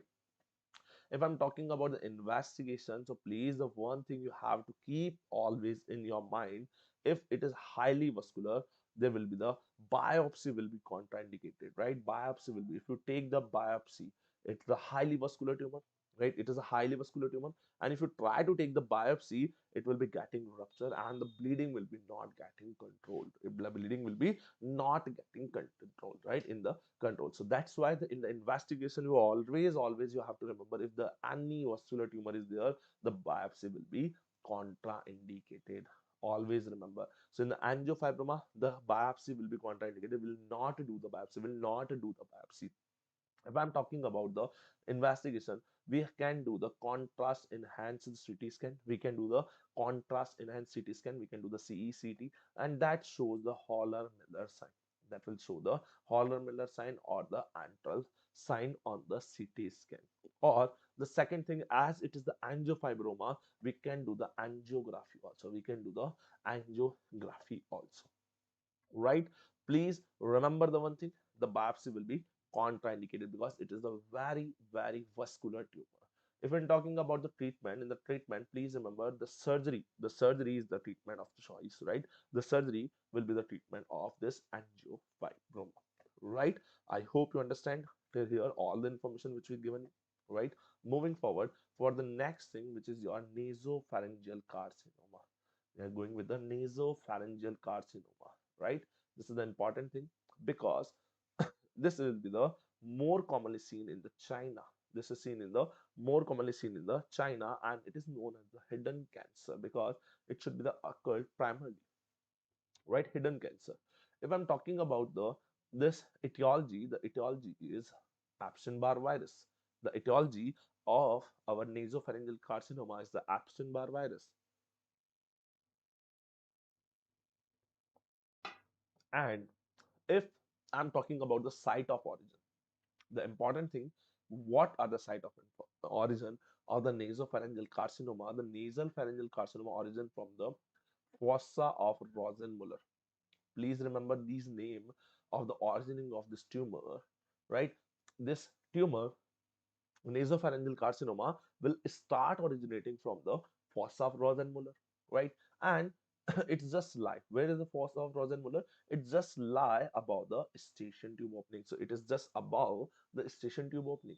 So what is happening? What is happening that this tumor will start from the fossa of Rosenmuller and it will reach to the station tube, right? It's just above this station tube, as it is just above the station tube opening. So what is happening from the Rosen fossa of Rosenmuller, the tumor will be growing to start, and it will reach till the station tube opening, and it will unilaterally, the one side of the station tube will be getting blocked with this tumor, right? As this blockage of ET tube will be seen there, the station tube will be getting blocked. It will be going to lead the unilateral glue ear.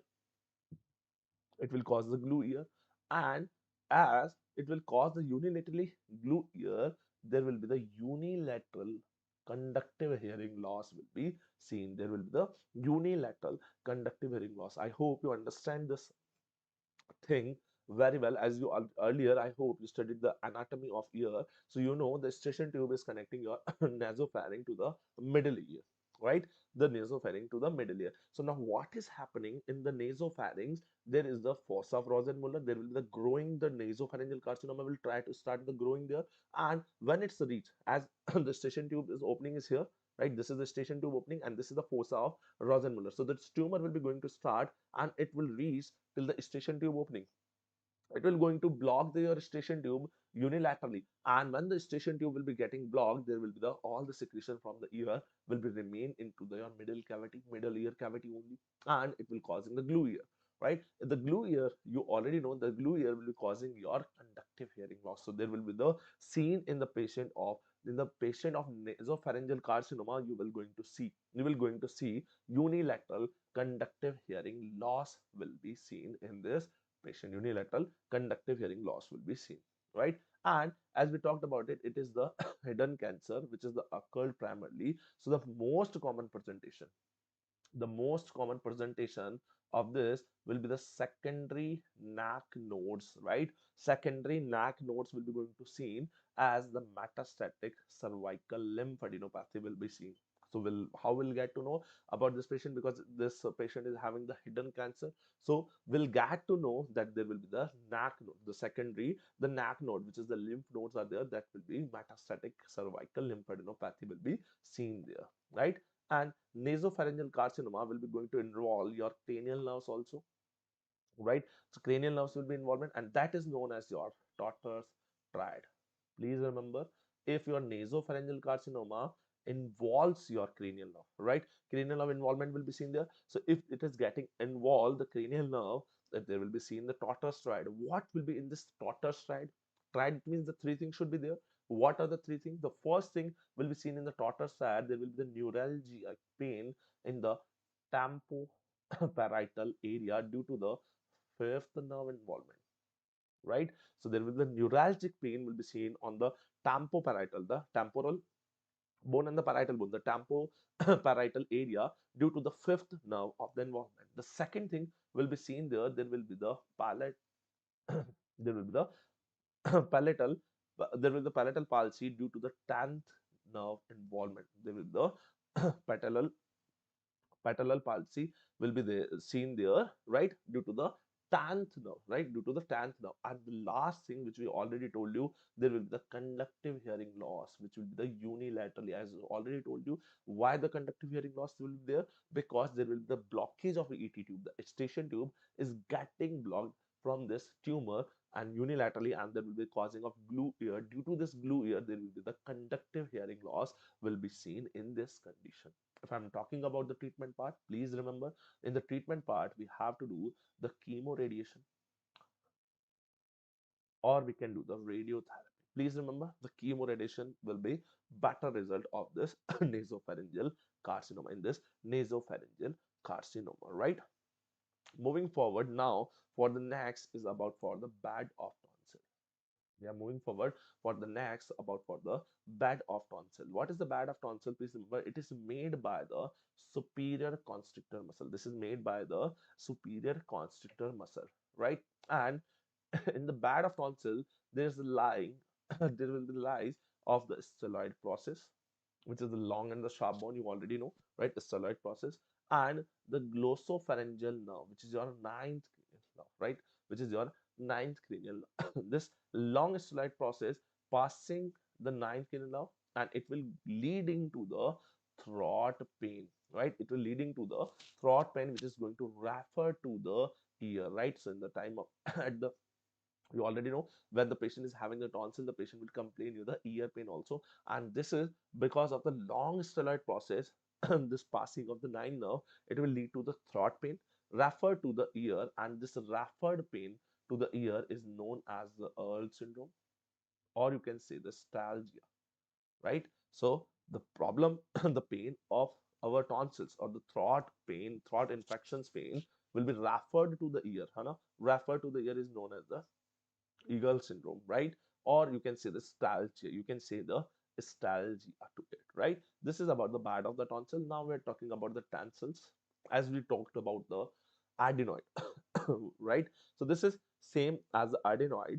This is also the lymphatic drainage, right? This is also the lymphatic tissues, right? And please remember, there were the adenoid was not having the capsule, not the capsule, but the tonsil has the capsule, has the capsule. The tonsil is has the crypts also, but adenoid is not has the crypts. So you have to compare, keep in your mind with the comparison the adenoid and the tonsils, right? So this has the crypts, and the deepest crypt is known as the crypta magna. This is the MCQ for the here, right? Which is the deepest script of the tonsil, that is known as the crypta magna. That is known as the crypta magna. If I'm talking about the tonsil, so of course the tonsil has the definitely blood supply, but adenoid is not having the definitely blood supply. So adenoid has the no capsule, no crypt, no definitive blood supply. But the tonsil is having the capsule, tonsil has the crypts as the deepest crypt, crypta magna, and please remember, tonsils is having the definitive blood supply. Tonsil is having the definitive blood supply. If we're talking about the blood supply, the most important source of the blood supply, the most important source of the blood supply has the tonsillar branch of facial artery. You have to remember, the important supply for the tonsil is the tonsillar branch of facial artery, right? Tonsillar branch of facial artery. The next, if we're talking about the venous drainage of the tonsil, so if we're talking about the venous drainage of the tonsil, so there is the paratonsillar vein. That is the paratonsillar vein. It is the main source of bleeding during the tonsillectomy. So when the tonsillectomy, we are removing the tonsils, right? During the tonsillectomy, there are the bleeding. So what is the cause of the bleeding? The paratonsillar vein. The paratonsillar vein will be the source of bleeding in this cases, right? So this is about the tonsils, right? Now I'm talking about the hemorrhages in the tonsil. Hemorrhage is seen in the tonsillectomy. So we talked about what is the main source of the hemorrhage.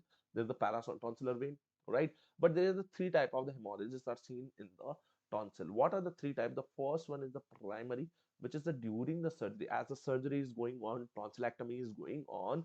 If at that time only the bleeding is occurring, that should be known as, that should be known as your primary hemorrhage. But if the second one is known as the reactionary. The reactionary is the post-op patient. This is seen in the post-operatively, right? What is in the post-operatively? It is seen within the 24 hours of the surgery. It will be seen in the after the 24 hours. So the patient, that's why only after the tonsillectomy we are keeping the patient into the ward to watching about this. Furthermore, 24 hours there will be the, maybe there will be the refractionary hemorrhage will be seen, right? So primary during the surgery, refractionary in the 24 hours. So what should be done in the refractionary? Please remember, what is the cause of this refractionary hemorrhage? There will be the slippage of the ligature. It is a condition of the emergency. So what what will be done? There will be the slippage of ligature. Which ligature you made there, there will be the slippage of ligature will be done, and the bleeding will be started from there. So this reactionary bleeding, what should you have to do? This is the kind of emergency, you have to take the patient again back to the OT. and you have to do the treatment immediate re-exploration. So take the patient to the OT, do the re-exploration and do the again do the ligation, right? So वापस से सब कुछ करना होगा, ठीक है? Please remember, if the primary during the surgery it is going on, we have to manage with the surgery only, but reactionary after the post-op, after the operation, 24 before the 24 hours, right? There will be within the 24 hours. So what will be the cause? Slippage of the ligature. So this is a kind of emergency because hemorrhage will be more there. We have to take the patient again back to the OT and we have to do the immediately. We have to do the immediately re-exploration, right? The third one is known as the secondary. The primary, reactionary, and the secondary. This will be the seen in the, of course, this will be seen in the post-op patient, and it will be after the 5 days of the surgery. And this is the after the 5 days of the surgery will be seen. As you understand, if the 5 days of the after surgery, of course, the cause will be infection, right? The infection will be there. The infection, a mild bleeding will be seen here. There will be not the huge bleeding, but please remember, in the primary and the reactionary, there will be the huge bleeding will be seen. The huge bleeding will be seen there. But in the secondary, due to this infection which is caused there due to this, so that's why for the preventing the secondary hemorrhage or the second infections, we are giving the prophylactically antibiotics after the post-op patient, right? We are giving the antibiotics. But now in this condition also, as the infection is there, so in the treatment part we'll give the IV antibiotics only, right? In the secondary post-op, we just give the IV antibiotic only to this patient, right? So this is about the hemorrhages in the tonsillectomy. Hemorrhages in the tonsillectomy. Please remember this MCQ. The paratonsillar vein is the main source of the the bleeding in the during the tonsillectomy. So it means the primary hemorrhage, the primary hemorrhage in the tonsillectomy is the cause of the, what is the main source? The source is our paratonsillar vein, right? Moving forward, for the next thing is about the quinsy. Talking about the quinsy is peritonsillar abscess. This is the peritonsillar abscess. The quinsy is the peritonsillar abscess. And what is the peritonsillar abscess? This is the collection of the pus. There will be the collection of the pus between the tonsils and the tonsils bed. We talked about the tonsil bed, right? We talked about the tonsil bed where there will be the line of this our tonsils. So there will be the gap. There will be the area, right, between this tonsil and the tonsil bed. In this area, if the collection of the pus will be seen, this is known as the peritonsillar abscess. This will be known as the peritonsillar abscess. And it is more commonly seen in the adult. This is seen in the more commonly seen in the adult. This will be seen in the more commonly in the adult.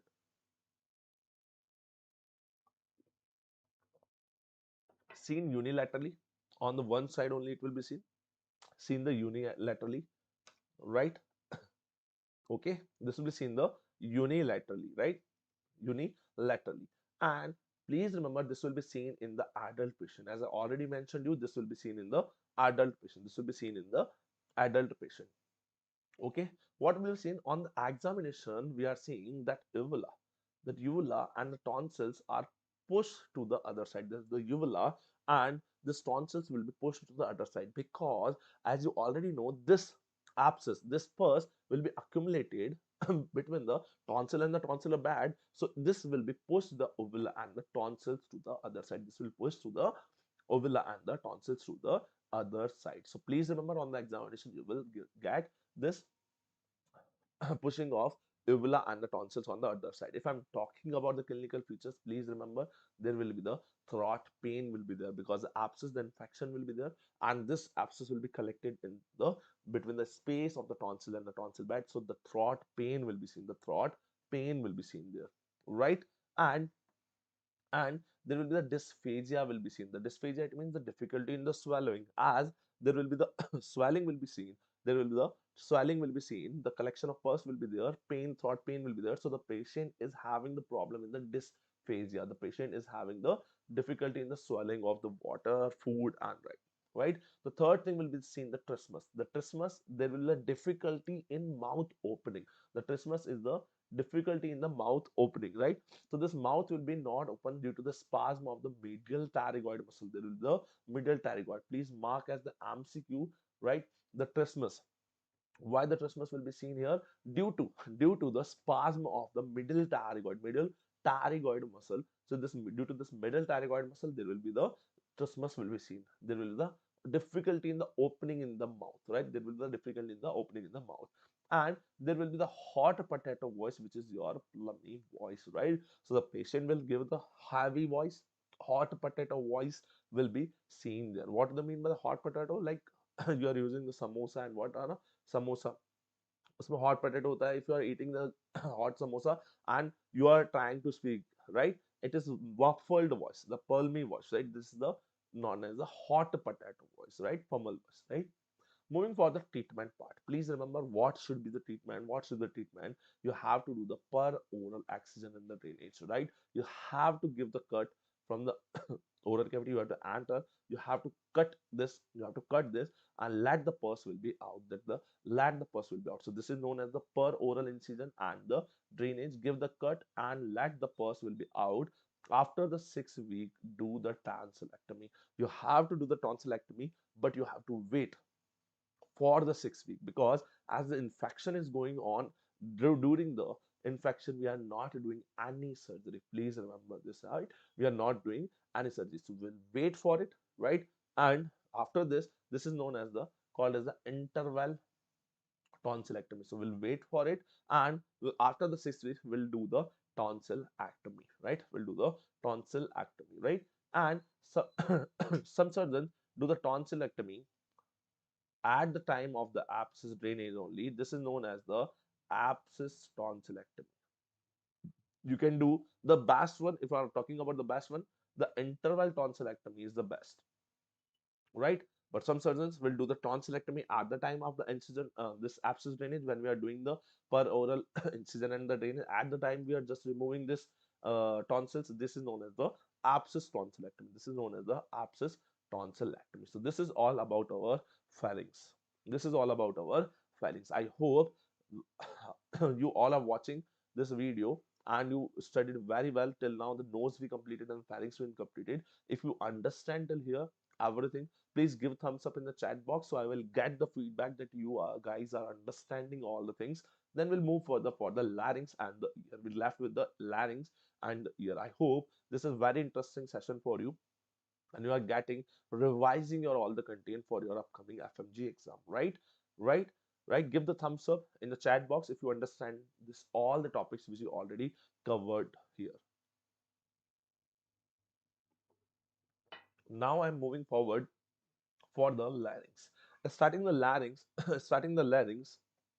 In the larynx, this is the made of six cartilage. The larynx is made up of the six cartilage. In the six cartilage, we have the three paired cartilage and the three unpaired cartilage. We have the three paired cartilage and three unpaired cartilages, right? So if I'm talking about the three paired unpaired cartilage, first I'm talking about the unpaired. It means they are having a single unpaired cartilages. So that are known as the thyroid cartilage, cricoid cartilage, and the epiglottis, right? Please remember, the larynx is made up of six cartilages. The larynx is made up of six cartilages. Three are the unpaired cartilages, and three are the paired cartilages. Three are unpaired, three are the paired cartilages. If I'm talking about the three unpaired cartilages, that are the thyroid cartilage, cricoid cartilage, and the epiglottis. That the epiglottis. You can see this is the epiglottis. This is the thyroid cartilage. This one, this one is the thyroid cartilage, and this is the cricoid cartilage. This is the cricoid cartilage. So these three are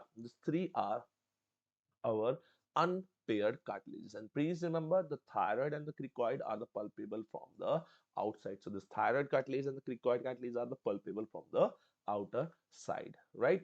Now, firstly, I'm talking about the thyroid cartilage, right? Firstly, we'll talk about the thyroid. As we started with the unpaired cartilages, we'll talk about the thyroid cartilage because it's the important cartilage, right? As it is a kind of open book like cartilage. This is a kind of open book like cartilage. You can see in the image also, it's the open book cartilage. It is the kind of open book cartilage, right? So it is having the open. The name is given that it is like in the book. This book is open book, right? So this is the open book cartilage, right?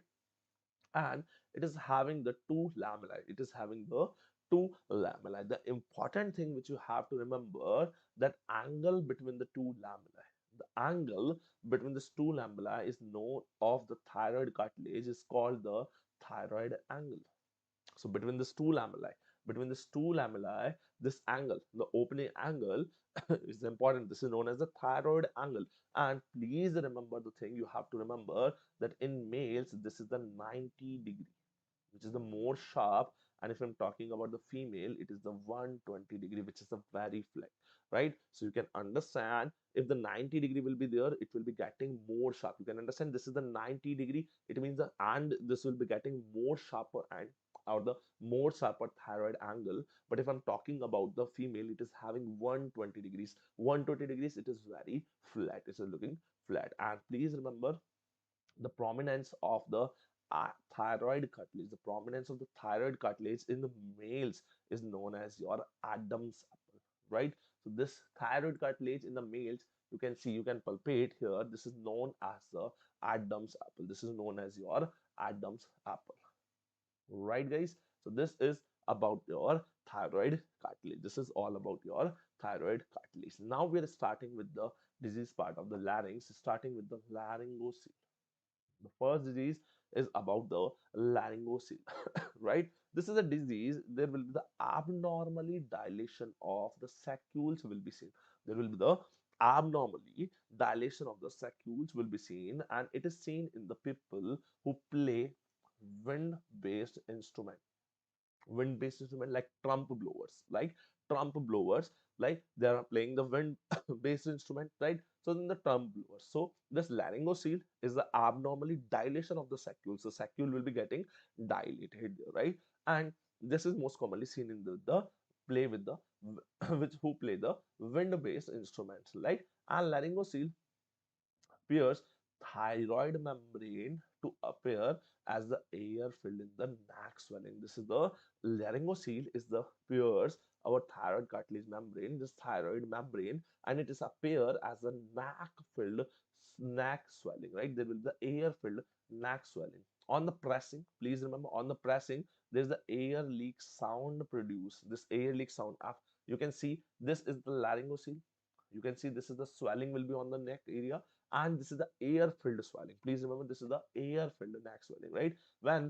When I'm trying to press this swelling, when I'm trying to press this swelling, there will be the air is it's when I'm pressing this, it's giving the air is leaking out from it, right? Air is leaking. So air leaking sound is producing. This is called as the beer sign.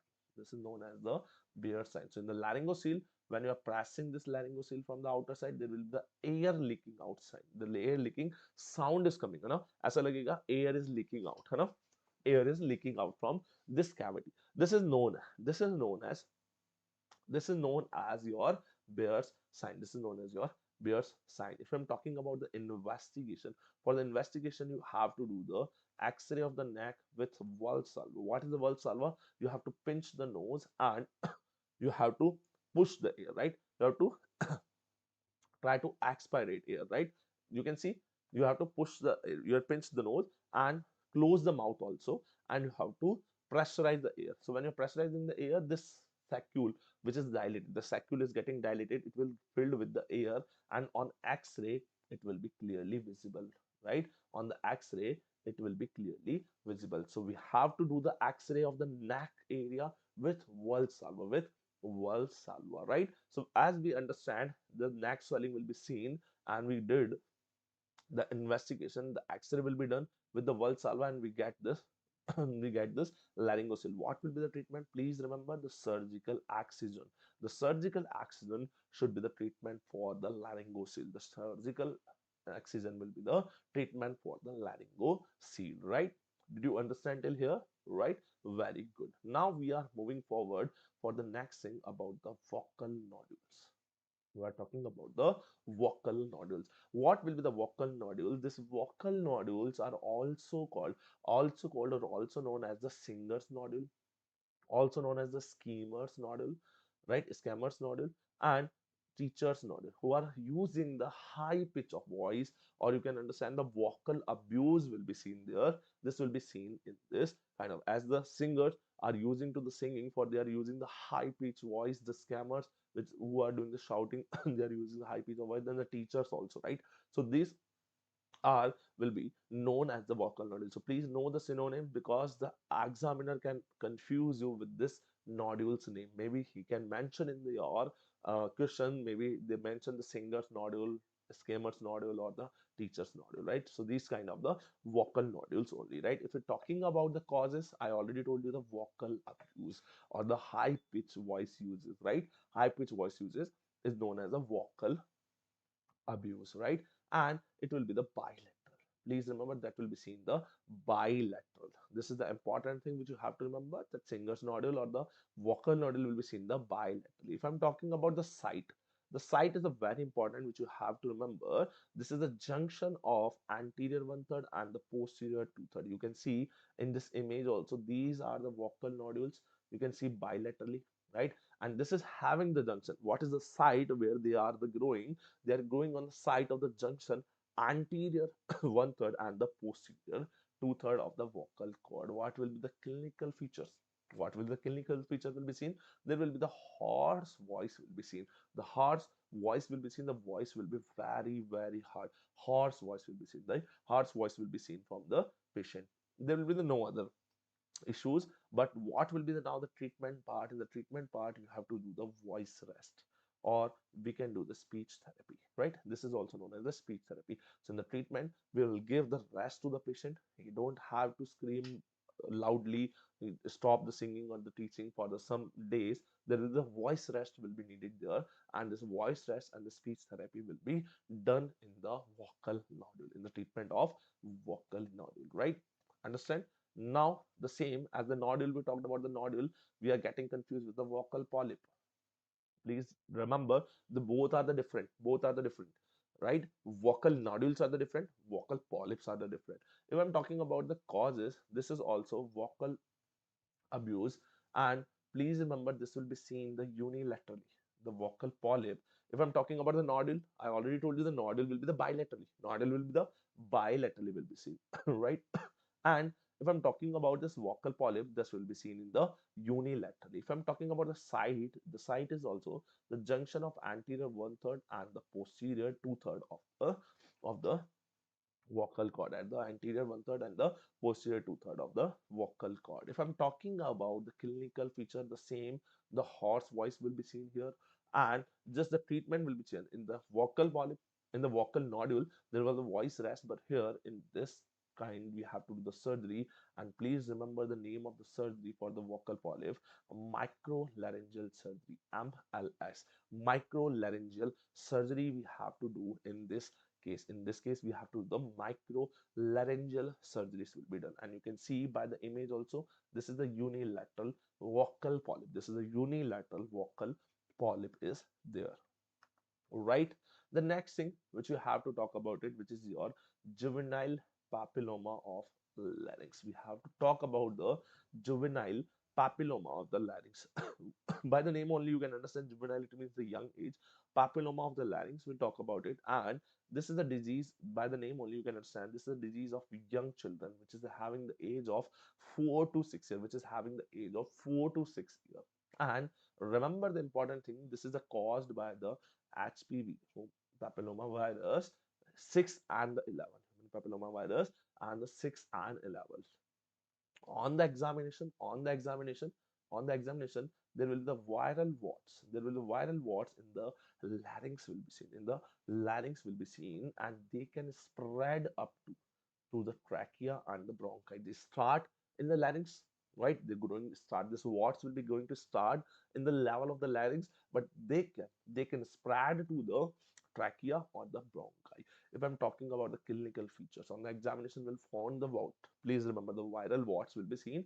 If I'm talking about the clinical feature, there will be the 4 to 6 year old child with the chronic hoarseness of the voice. Please remember, chronic hoarseness of the voice will be there, plus minus. It means maybe the respiratory difficulty may be present in some cases, maybe not in the cases, but that surety that 4 to 6 year of the old child will be there and having the chronic hoarseness of voice, chronic hoarseness of voice will be seen there, right? This will be the clinical feature. And the plus minus, it means maybe in some cases that the respiratory difficulty will be present, in some cases there will be the no respiratory difficulty will be presented there. If I'm talking about the treatment part, if I'm talking about the treatment part, this treatment part will be the surgical. We have to do the microlaryngeal surgery with CO2 laser. We have to do the microlaryngeal surgery with the CO2 laser. Please remember the CO2 laser is the most commonly used in the larynx surgery. In the larynx surgery, we are using the CO2 lasers as it is invisible laser and wavelength is the 10,600 nanometer. 10,600 nanometer, right? So what will be the treatment of juvenile papilloma of the larynx? That will be the treatment microlaryngeal surgeries with the CO2 laser, with the CO2 laser. I hope you understand this. Please remember this image. You can see on the vocal cord. On the vocal cord, you can see this what's viral what growth you can see, right? Because of this only there will be the chronic hoarseness of voice will be presented there. If they enlarge more, they can cause the difficulty in the respiration also. They can cause the difficulty in the respiration also, right? This is about the juvenile papilloma, right, of the larynx. This is the important thing, the type of mineralization of the vocal cord. This is a thyroplasty. We are talking about this vocal cord plasty, right? Thyroplasty is known as, right? So this is a very important, which is having a one MCQ surely from this slide. And please remember this slide very well. If I'm talking about type 1 thyroplasty, what will be done in there? There will be the medialization of vocal cord will be done. It means there will be the medialization. What will do? Will do the medialization. Will do the medialization of this vocal cord. And when we'll do this medialization, done in the case of adductor palsy. If there is the adductor palsy is there, the vocal cord cannot do the adduction will be not there, so adductor palsy will be there. So we'll do the type 1. Please remember type 1 will be there. If I'm talking about the type 2, the type 2 is done in the lateralization of the vocal cord. What we'll do in this condition, we'll do the lateralization, right? We'll do the lateralization. And in the lateralization, what will be done? The lateralization done in the abductor palsy. When the abduction is not possible, so this vocal cord will be presented very closely. So we'll do the lateralization. This type 2 will be done in the lateralization. Please remember type 1 adductor palsy. All are the MCQs. This all are the important MCQs. And type 2 will be done in the abductor palsy. Type 2 will be done in the abductor palsy. If I'm talking about the type 3, there will be the shortening or relaxation of the vocal cord. Here what we are doing, here we are doing the shortening small, right? हम उसको shortening कर रहे हैं और making the relaxation in the vocal cord. That will be done in the puberphonia, done in the puberphonia, done in the puberphonia, right? So type 1 adductor palsy, type 2 abductor palsy, type 3 done in the puberphonia. And please remember now the type 4, there will do the lightening or the tightening, we'll do the lengthening or the tightening of the vocal cord.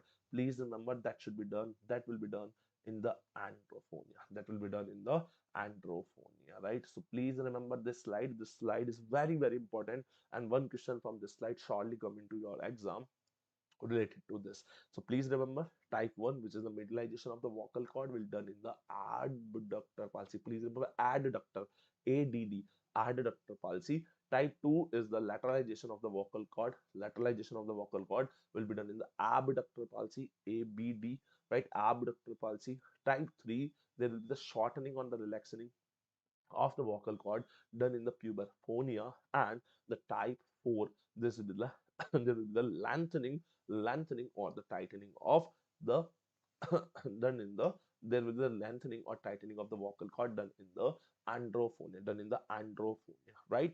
I hope you remember this information. This is very important MCQs which is coming from this slide. Now we are talking about the next disease. This is about the acute epiglottitis. This is about the acute epiglottitis, as this is the infection of the supraglottis. This is the infection of the supraglottis. If I'm talking about the causes, the cause is the streptococcus pneumoniae, more right? And the Haemophilus influenza B, right? The Haemophilus influenza B. If I'm talking about the age of the child, the age is the 2 to 7 year. The age will be here 2 to 7 year will be the age of the child. If I'm talking about the clinical features, if I'm talking about the clinical feature, there will be the inspiratory stridor will be seen, right? There will be the inspiratory when the child is trying to do inspiration. In the inspiration time, there will be the stridor, the voice of the muffled voice, the wheezing sound will be coming there, right? Stridor, right? The abnormal sound at the time of inspiration will be seen there, and there will be the respiratory distress will be seen. There will be the respiratory distress will be seen in this condition. The patient is having the high fever, and there will be the drooling of saliva will be seen the patient. Of course, the voice, if I'm talking about the voice will be the hot potato and the plummy voice will be seen there. And this child, what will be the position of this child? This child will sit with the banding towards, and this is known as the tripod sign. This is known as the tripod sign. It means the child is having banding towards the forward, and it is sitting like that, and this is known as the tripod sign. This is known as the tripod sign. When we are doing the investigation, we'll do the x-ray neck. It will show the thumb sign. It will show the thumb sign. And what is the thumb sign? This is the swollen epiglottitis. जो epiglottis है उसमें swelling आ गई है, and this epiglottitis is known as a thumb sign. You can see here on the x-ray, its thumb, like this structure is known as the thumb sign. So please remember the tripod sign and the thumb sign. Epiglottitis seen in the acute epiglottitis, seen in the acute epiglottitis. If I'm talking about the treatment, please remember the first treatment is the secure the airway by the intubation. If the patient is coming to you with the respiratory distress, you understand done by the x-ray, there's the acute epiglottitis. The first thing which you have to do, you have to secure the airway. You have to secure the airway by the intubation.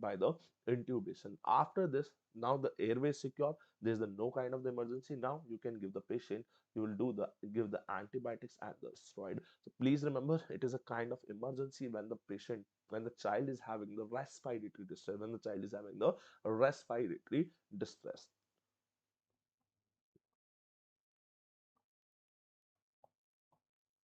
right? So you have to first treatment.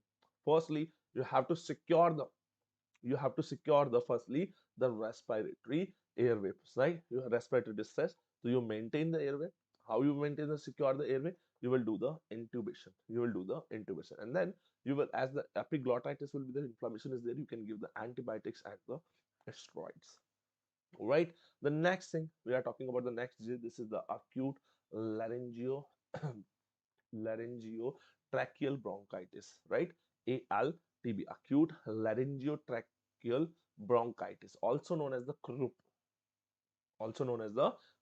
right? This is also known as the croup, and this is the infection of the complete airway, but the subglottis is the mostly affected part.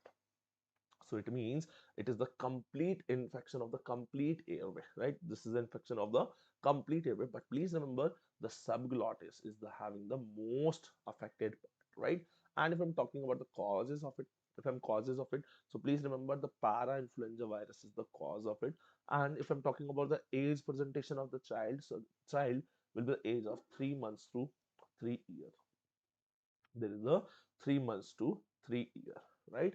There is a child is having the 3 months to 3 year of the age. If I'm talking about the clinical feature, the clinical feature is very important to compare with the acute epiglottitis and the croup. There will be the biphasic stridor. There will be the biphasic stridor, as what was in the acute epiglottitis. Please remember there was the inspiratory. When the child was doing the inspiration, in the inspiration there is the inspiratory there is the inspiratory stridor was there, but here there will be the biphasic. It means in the inspiration also, in the expiration also, there will be the biphasic stridor will be seen. Biphasic stridor will be seen. If I'm talking about this thing, as this is an infection of the whole or the complete airway only, so of course there will be the respiratory distress will be seen. There will be the respiratory distress will be seen, but low fever will be seen because this is the viral infection. Give always the lower fever, right? And there will be the cough will be seen, which is known as the barking cough. It is known as the barking cough. Very heavy sound producing cough. This is known as the barking cough. Barking cough. And now the important thing, when you are doing the X-ray of the neck, it will show a sign that is known as the steeple sign. It is known as the steeple sign. You can see in this image also it's giving the sign of steeple, right? This is the narrowing of the subglottis is seen. This is known as the steeple sign. This is known as the steeple sign. So please remember, on the X-ray, if you are seeing the thumb sign that is seen in your acute epiglottitis, if you are seeing this, if you are seeing the steeple sign, you are seeing the steeple sign on the X-ray, right? On the neck, it show the steeple sign. The X-ray of the neck, it show the steeple sign that should be seen in your acute laryngeal tracheobronchitis, ALDB, or the croup, right? This is the previous year question. 2 to 3 times came into your FMG exam also and in the NEET PG exam also, right? Okay, now talking about the treatment part, again the same thing, as it is getting narrowing of the airway. The patient is having the respiratory distress. The patient is having the respiratory distress. So again the same thing, airway management should be done in the first thing. The first thing should be done the airway management, right? And you have to give the bronchodilator. As I already told you, there will be the narrowing of the subglottis, the constriction will be seen. So we'll give the bronchodilator, we'll give the patient to the bronchodilator, and after this bronchodilator we can give the steroid to this patient, and we'll give the antibiotics here. But now in your mind is coming, sir, you mentioned this is caused by the parainfluenza virus, is the viral, so give the antiviral drug. Why we are giving the antibiotics here? Please remember, in all viral infection can cause the secondary bacterial infection, right? So they can cause the secondary bacterial infection. So preventing the secondary bacterial infection, we have to give the prophylactically antibiotics. We have to give the prophylactically antibiotics. I hope you understand this group and the acute laryngeotracheal tracheobronchitis, right? Laryngeal acute laryngeal tracheobronchitis, right? ALTB or the croup, right? Please remember this image also. This image is your IBQ, image based question. This is your image based question, right? Okay, remember this steeple sign. Remember this steeple sign. Okay, moving forward, now we completed with the nose, we completed with the pharynx and the larynx. Now we are moving forward, last part of this our ENT subject, about the ear. So starting the ear with this diagram, I hope you already know about the anatomy of ear. And this ear is divided into the three parts. The first is the outer ear, the second one is the middle ear, and the last third one is our inner ear. Outer ear, middle ear, and the inner ear. The outer ear is consisting of your pinna and the EAC, external auditory canal. This is our EAC. This is the pinna, right? This is the pinna, and this external auditory canal, this is consisting in the outer ear. The secondly, we have the middle ear, which is the six boundaries, having the six boundaries cavity, which is your middle ear.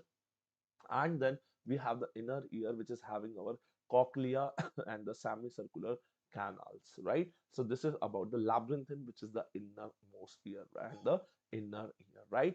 I hope you understand this anatomy. I hope you already know about this anatomy of the ear. Now we are moving forward for the first thing, which is our external auditory canal, right? This is the external auditory canal starting from the, this starting from here, from this external part of our ear, from the pinna and ends till here in the on the tympanic membrane. So this all is tube-like structure is known as the external auditory canal. This external auditory canal also have some cartilaginous part and also have the bony part, right? So this is having the cartilaginous part, also having the bony part. If I'm talking about the total length of the external auditory canal, it is having the 24 mm. This is the 24 mm is the total length of our total length of external auditory canal. Out of this 24 mm, the outer outer 8 mm. The outer 8 mm, it is the cartilaginous part. As I already shown you this 8 mm. This 8 mm is the this 8 mm is the outer part, and this 8 mm is the cartilaginous part. This is made up of the cartilages. This is the made up of the cartilages. And if I'm talking about the bony part, the bony axonal auditory canal part, this is a made by the tympanic part of the temporal bone, right? The tympanic part of temporal bone, and this inner is having the 16 mm. So the 8 mm outermost cartilaginous part, and the 16 mm is the inner bony part. Together they are having the total length is the 24 mm, total 24 mm. This is the 16, which is the bony part, right? So starting from here till the tympanic, this is the 16 mm, right? This is the 16 mm of this is the 16 mm of uh, inner bony axonal auditory canal, bony axonal auditory canal, right? Should we move forward? Right? Should we move forward? Moving forward for the next thing, just a minute.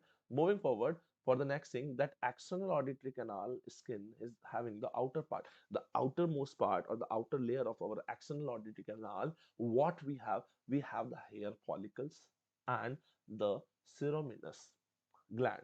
What is the ceruminous gland? Which is going to produce the wax, right? So the dust particle and hair and the ceruminous gland, which is producing the wax, this all together is known as the all together known as the wax. So the skin, dead skin will be there in the wax. Then the ceruminous part will be there, and the dust particles also. The dust particle also, they all together known as the wax, which will be in our axonal auditory canal, which will be in the axonal auditory canal.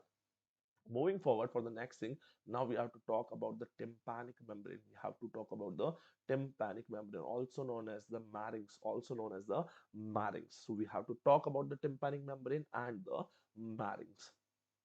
Starting about the tympanic membrane, please remember the feature that this is having the color of pearly gray in the color. So you can see in this image, this is the normal tympanic membrane. This is the normal tympanic membrane, right? So this tympanic membrane is having the color of pearly gray in the normal color, and having the oval shape, not the round shape. Please don't be confused. It's not the round shape.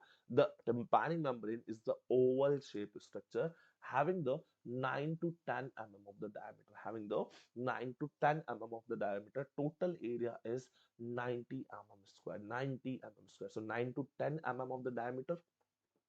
If we're talking about the total area will be 90 mm square. The peripheral, if we're talking about the peripheral part, is the more mobile. The peripheral part is more mobile rather than the central part, And it is having an important thing that it is having lying on an angle on the 55-degree of the horizontal angle. So when it is lying, this tympanic membrane is lying on the 55-degree of the horizontal angle, and it shows the movement on the slidation when we are putting air on the pressure on the tympanic membrane with the slings speculum, right? When on the sling speculum, you are adding the sling speculum in the ear, and you're pressurizing, you're giving the pressure on the tympanic membrane. It show the movement, right? And the important thing which you have to remember, the tympanic membrane show 4 landmarks. These 4 landmarks you have to remember as per the exam point of view, as important in the ENT. The first thing in the tympanic membrane, the tympanic membrane is the semi-transparent, right? We already talked about the semi-transparent. It means not the totally transparent, not the translucent, semi-transparent. You can see here, this is the semi-transparent structure. The first thing, it is having the handle of malice. It is having the handle of malice. This is the handle of malice. This structure is known as the handle of malice. The second thing, we have the lateral process of the malices. This is known as this here, this lateral process, or you can say the short process of the malices. This is the lateral process of the malices. The third thing, we have the umbo, which is the most reliable part. The umbo is the most reliable part. So you can see here, this part is known as the umbo. This part is known as the umbo. So this is the most reliable part of the tympanic membrane. The fourth is our cone of light. This umbo. Due to this umbo, there's a reflection light will be seen on the side of this, on the other side of this tympanic membrane. You can see this light is known as this light, this triangular shaped light is known as the cone of light. This light is known as the cone of light. So this cone of light are seen, please remember, in the both ear this is a different. In the right ear this cone of light will be seen on the 5 o'clock position, and on the left ear it will be seen on the 7 o'clock position. So this is importantly four landmarks which you have to remember on the tympanic membrane. The first thing which will handle of the malleus, the second thing is the lateral process of the malleus, the third thing will be the umbo, and the fourth thing will be the cone of light. You have to remember in the both ear the cone of light will be different. On the right ear, you will see on the 5 o'clock, you will see on the 5 o'clock cone of light will be on the 5 o'clock, and in the in the in the left ear you will see the this cone of light on the 7 o'clock, on the 7 o'clock. Now my question to you, can you understand or can you reply me, this is a tympanic membrane from which ear? By the cone of light only, by the cone of light. I'm waiting for your answers in the chat box. I'm waiting for your answers in the chat box. This tympanic membrane from which side, right ear or the left ear? Right, you saw this is the cone of light, right? Now answer me in the chat box that this is from which side of ear we have this tympanic membrane. I'm waiting for your answers in the chat box. Right, now I'm moving forward. Right, now I'm moving forward for the next thing. Just a minute, guys.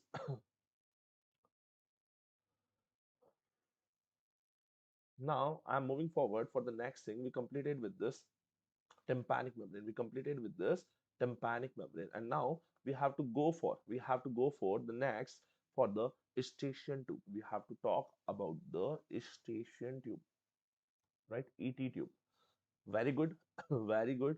One doctor is answering the right side. Very good. Just I'm explaining you one thing. Why it is the right side? Can you give me the explanation in the chat box, doctor? Very good. You are answering very good. Just give me the explanation why you marked this as a right ear. Let me know.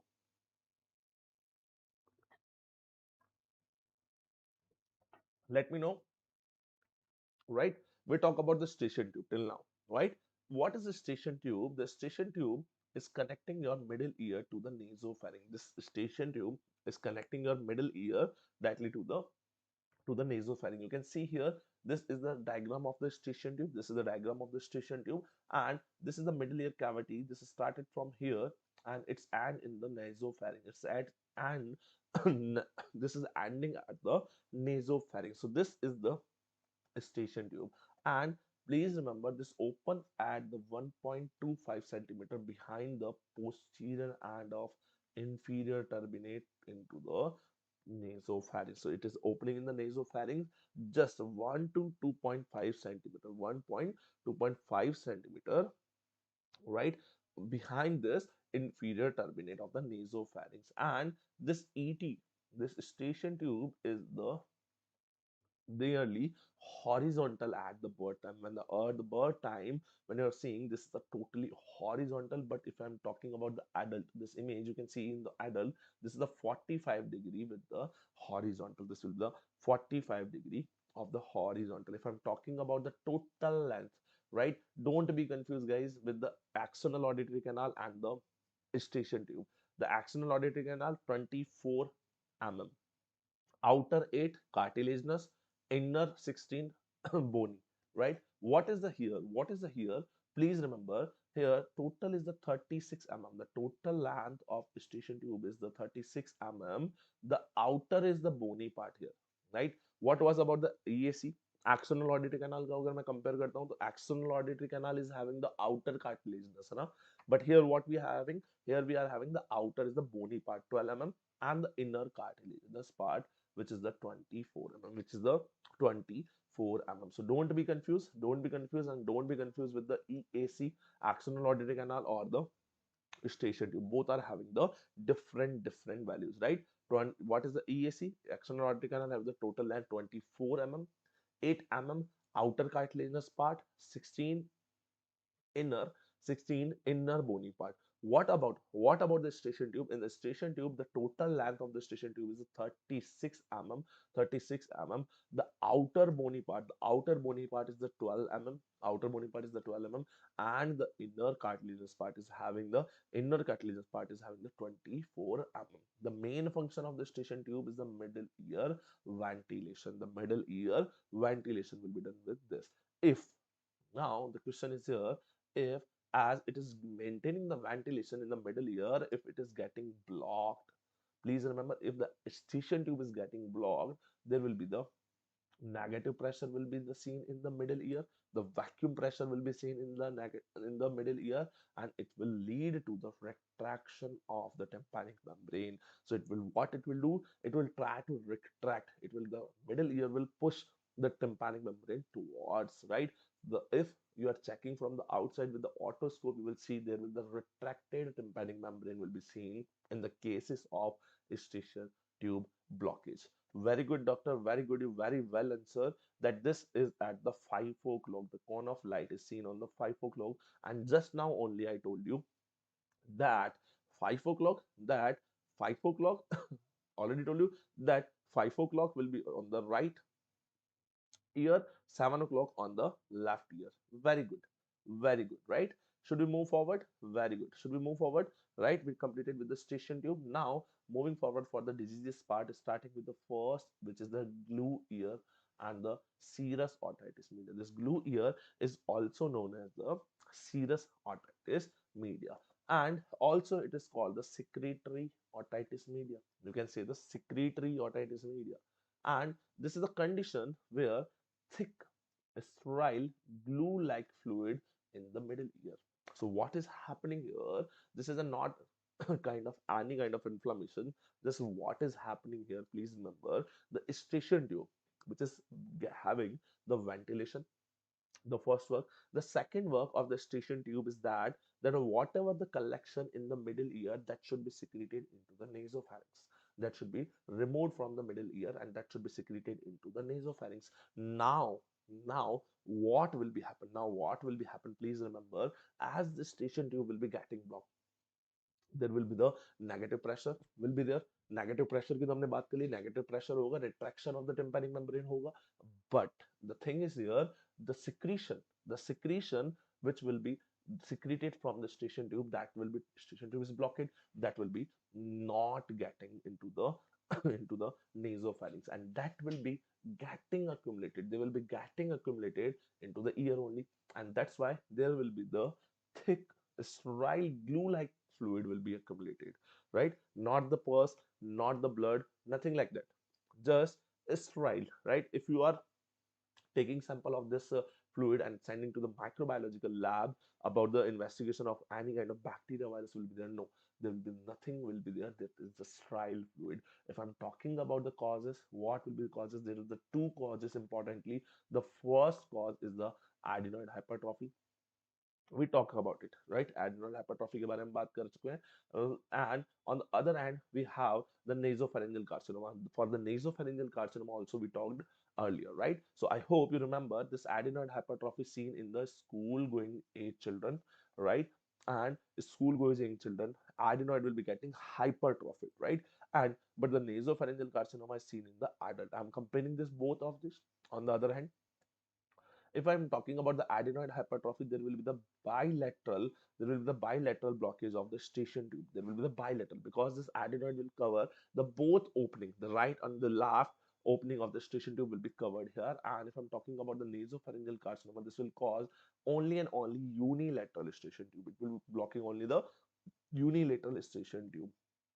If I'm talking about this glue ear, this because of bilateral glue ear, right? As this bilateral, both the side of this station tube is getting blocked, so the secretion from the both ear will be not getting into the nasopharynx, so it will accumulating in the ear. So if both side, please remember, if both side ET tube will be blocked, both side glue ear will be seen. So that's why in the adenoid hypertrophy you will see the both side, there is the both side bilaterally glue ear will be seen, rather than in the nasopharyngeal carcinoma, that will be involving only the unilateral, that is blocking only in the only unilateral station tube, so there will be the unilateral glue ear will be seen. There will be the unilateral glue ear will be seen, right? And if I'm talking about, this is the most common cause of the glue ear, which is the adenoid hypertrophy. On the other hand, the rare cause is the nasopharyngeal carcinoma. Nasopharyngeal carcinoma is not common, right? This is rare, right? If I'm comparing, the adenoid hypertrophy is more commonly seen in the school going children's, right? Moving forward, for the clinical features of this glue ear, what will the clinical features of this glue ear? The most commonly there will be the school age children will be seen there, and the children will give you the history of heaviness in the ear. Why the heaviness will be in the ear? Because all the fluid which will be accumulated in the ear will be accumulated there, and it is giving the heaviness or the fullness. The patient will give you the heaviness or the fullness of the ear will be there. And with this, the patient is having the conductive hearing loss. I hope now you understand. Now you understand, if your EAC, external auditory canal, or the outer ear or the middle ear is having any disease, there will be the mostly you will see the conductive hearing loss. You will see the conductive hearing loss. Please mark this trick to remember that if the outer ear or the middle ear is having this diseases, they are mostly having the conductive hearing loss, because there will be the conduction as the glue ear. There will be the filled, this fluid will be filled in the middle ear cavity, so it will not transmitting to the our waves, the auditory waves, to the inner ear. So there will be the conduction, the problem into the conduction, right? Conductory neurona, the waves are not conducting, so there will be the conductive hearing loss will be seen. There will be the conductive hearing loss will be seen. If you're talking about this, there will the poor school performance will be also seen by this child. And please remember, it is not the painful condition. It will be the not the painful, because there is a no inflammation is going on, nothing is there. Just the ET tube is blocked, station tube is blocked. Because of that, the secretions is accumulated there. Okay, so that is not the painful, right? If I'm talking about the treatment, please remember that is the surgical treatment, and this is known as the maryngotomy in the anterior quadrant of the tympanic membrane. And there will be the gaumet insertion. There will be the gaumet insertion plus minus adenoidectomy, because as we talked about it, the adenoidectomy is the please remember, this is the MCQ, important MCQ, that why we plus minus adenoidectomy? Because the cause is the adenoid hypertrophy. If the adenoid hypertrophy is there, so what we have to do, if we are not treating the, we are not removing the adenoids, this glue ear will remain, right? So the adenoidectomy should be done or not in this case is, but you have to do the maryngotomy. What is the maryngotomy? Please remember, in the anterior quadrant, you can see this is the larynx, this is the tympanic membrane, this is the tympanic membrane, and this is the anterior, this is the anterior inferior quadrant. What we should make the incision at this anterior inferior quadrant, will make the incision at this anterior inferior quadrant. After the making the incision, you can see this is the gaumet or the ventilatory tube. This is the ventilation tube or the gaumet. You can see the ventilation tube also, you can say it to the gaumet also. So we are inserting that in into this incision, and we are making this bypass. We are making this bypass because the station tube is blocked. The station tube is blocked. This fluid is accumulating here. Now we make this bypass, this ventilation tube. So this all the fluid from the middle ear will come out. This from the middle ear, the all the fluid will come out into the EAC and will be secreting outside. Right. So after this, making this maryngotomy and into the anterior inferior quadrant and done with the gaumet insertion. After this gaumet insertion, now you have to remove the cause. What is the cause? Most commonly cause is the adenoid hypertrophy. Adenoid hypertrophy is there, and it is blocking the station tube. So there you have to do, now you have to do the adenoidectomy. Now you have to do the adenoidectomy. As you will remove the adenoidectomy will be done. Of course, as you done with the adenoidectomy, there will be the opening of the station tube and the glue ear will be resolved, right? So you have to write in the treatment, you have to do the maryngotomy with the gaumet insertion. Please remember, maryngotomy should be done in the glue ear, in the case of the glue ear, in the anterior inferior quadrant. Please remember this MCQ. This is also the important question. Where should be done the maryngotomy? Where should be the cut should be made in the surgery? You have to make the cut on the anterior inferior quadrant, right?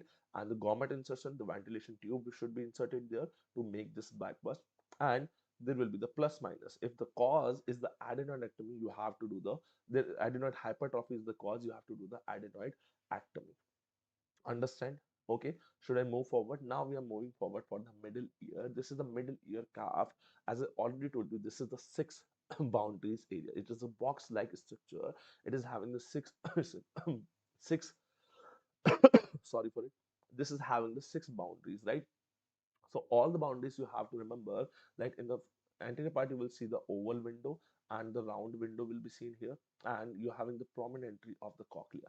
You're having the prominentary of the cochlea. On the other side, you have this auditory tube or the ET tube on this side, and you having the chorda tympani nerve. You have the nerve of chorda tympani, and you have the muscle which is known as the tensor tensor tympani muscle.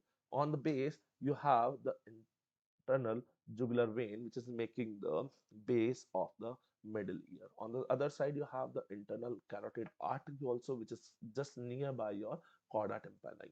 And you have more things like adductus.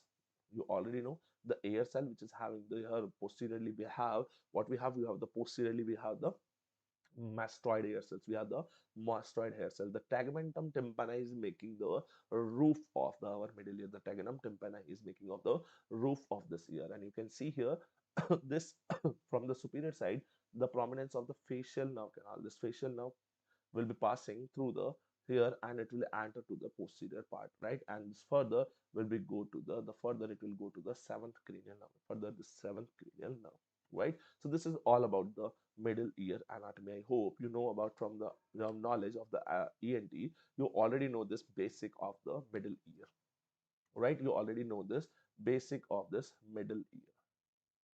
Just a minute, I think one thing we have.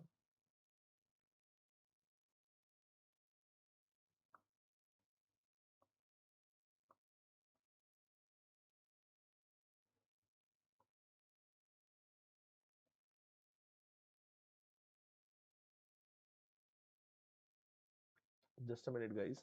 I think there is a fan is stuck. Just a minute, guys.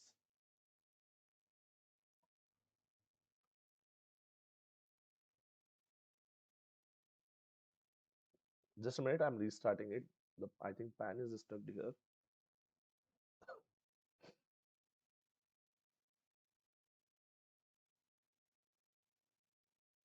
Just let me know once.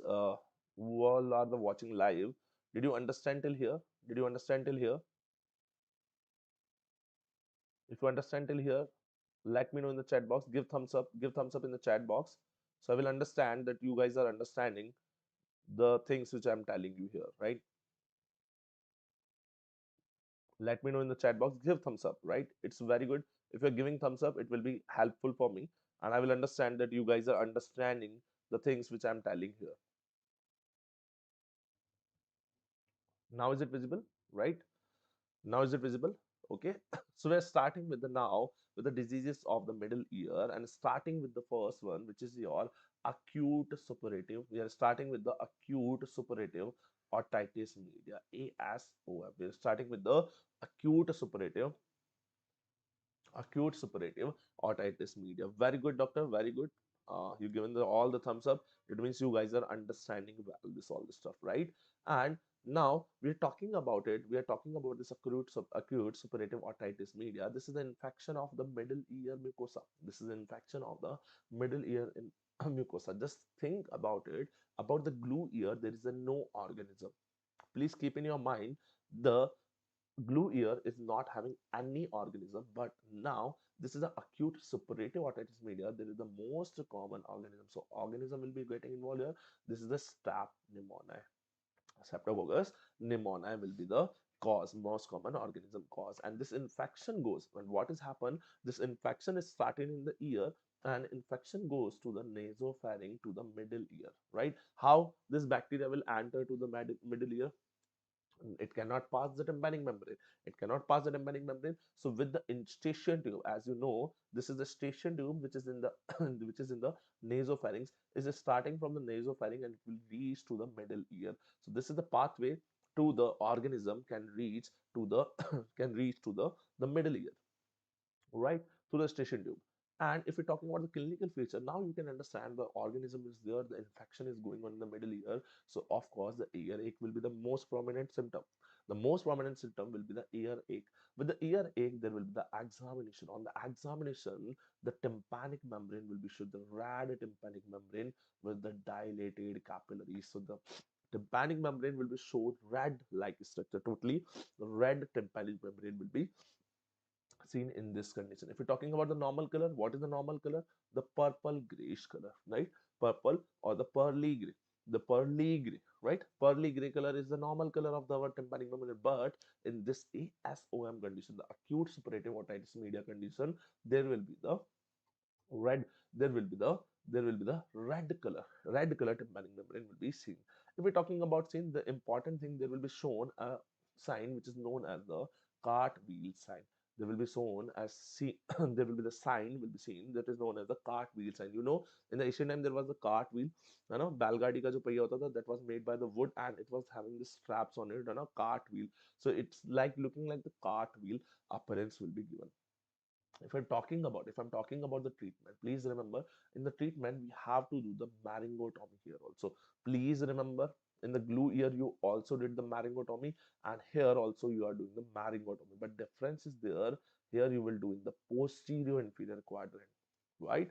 And in the glue ear you are doing the anterior inferior quadrant, but here you will do the maryngotomy into the posterior posterior inferior quadrant. Otherwise, the tympanic membrane will be getting perforation because the pus in the middle ear will be there. So we have to take it out. So we have to make the maryngotomy. We have to give in the cut on the posterior inferior quadrant. We have to make the on the posterior inferior quadrant, right? If you are not doing the treatment more than 3 months, if you are not treating this acute suppurative otitis media for more than 3 months, it will lead to the permanent perforation of the tympanic membrane. It will lead to the permanent perforation of the, and this permanent perforation of the tympanic membrane, it is known, it is disease is called as the safe CSM. This is the known as the safe CSM, right? Chronic, that will be there. Now the name is the safe and the chronic suppurative otitis media, right? If the more than 3 months, there will be the no treatment. There will be the no treatment. Now, moving forward for the next disease, it is known as the acute mastoiditis. This is known as the acute mastoiditis.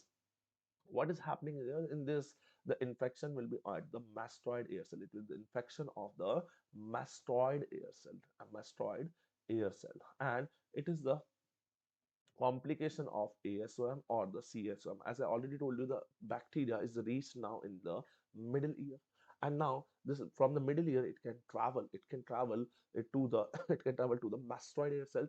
So now it can involve the mastoid air cell also, right? And there will be the clinical feature of the pain behind the pinna. The patient will come to you with the pain behind the pinna. You can see in this case, right? And on examination you will find the mastoid surface is looking like red, smoothie and shiny, and this is called the ironing. This is called the ironing of the mastoid surface, right? This is the first sign of the mastoiditis. You can see this is looking like the behind the pinna. The patient is having the pain on this surface. The patient is having the pain behind the pinna only, and you can see this behind this pinna, the mastoid area will be seen like a bright red color. This is giving the red color skin, right? And also it is having the worm also, right? It is having the mouth. So this posterior to the pinna area is the mastoid, and the mastoiditis, if it is getting red, this is known as the ironing of the mastoid surface, right? The patient have the profuse ear discharge. The patient is having the profuse ear discharge because the infection is going on the mastoiditis. This all the pus or the pus accumulation exudates will be secreted into the now in the middle ear.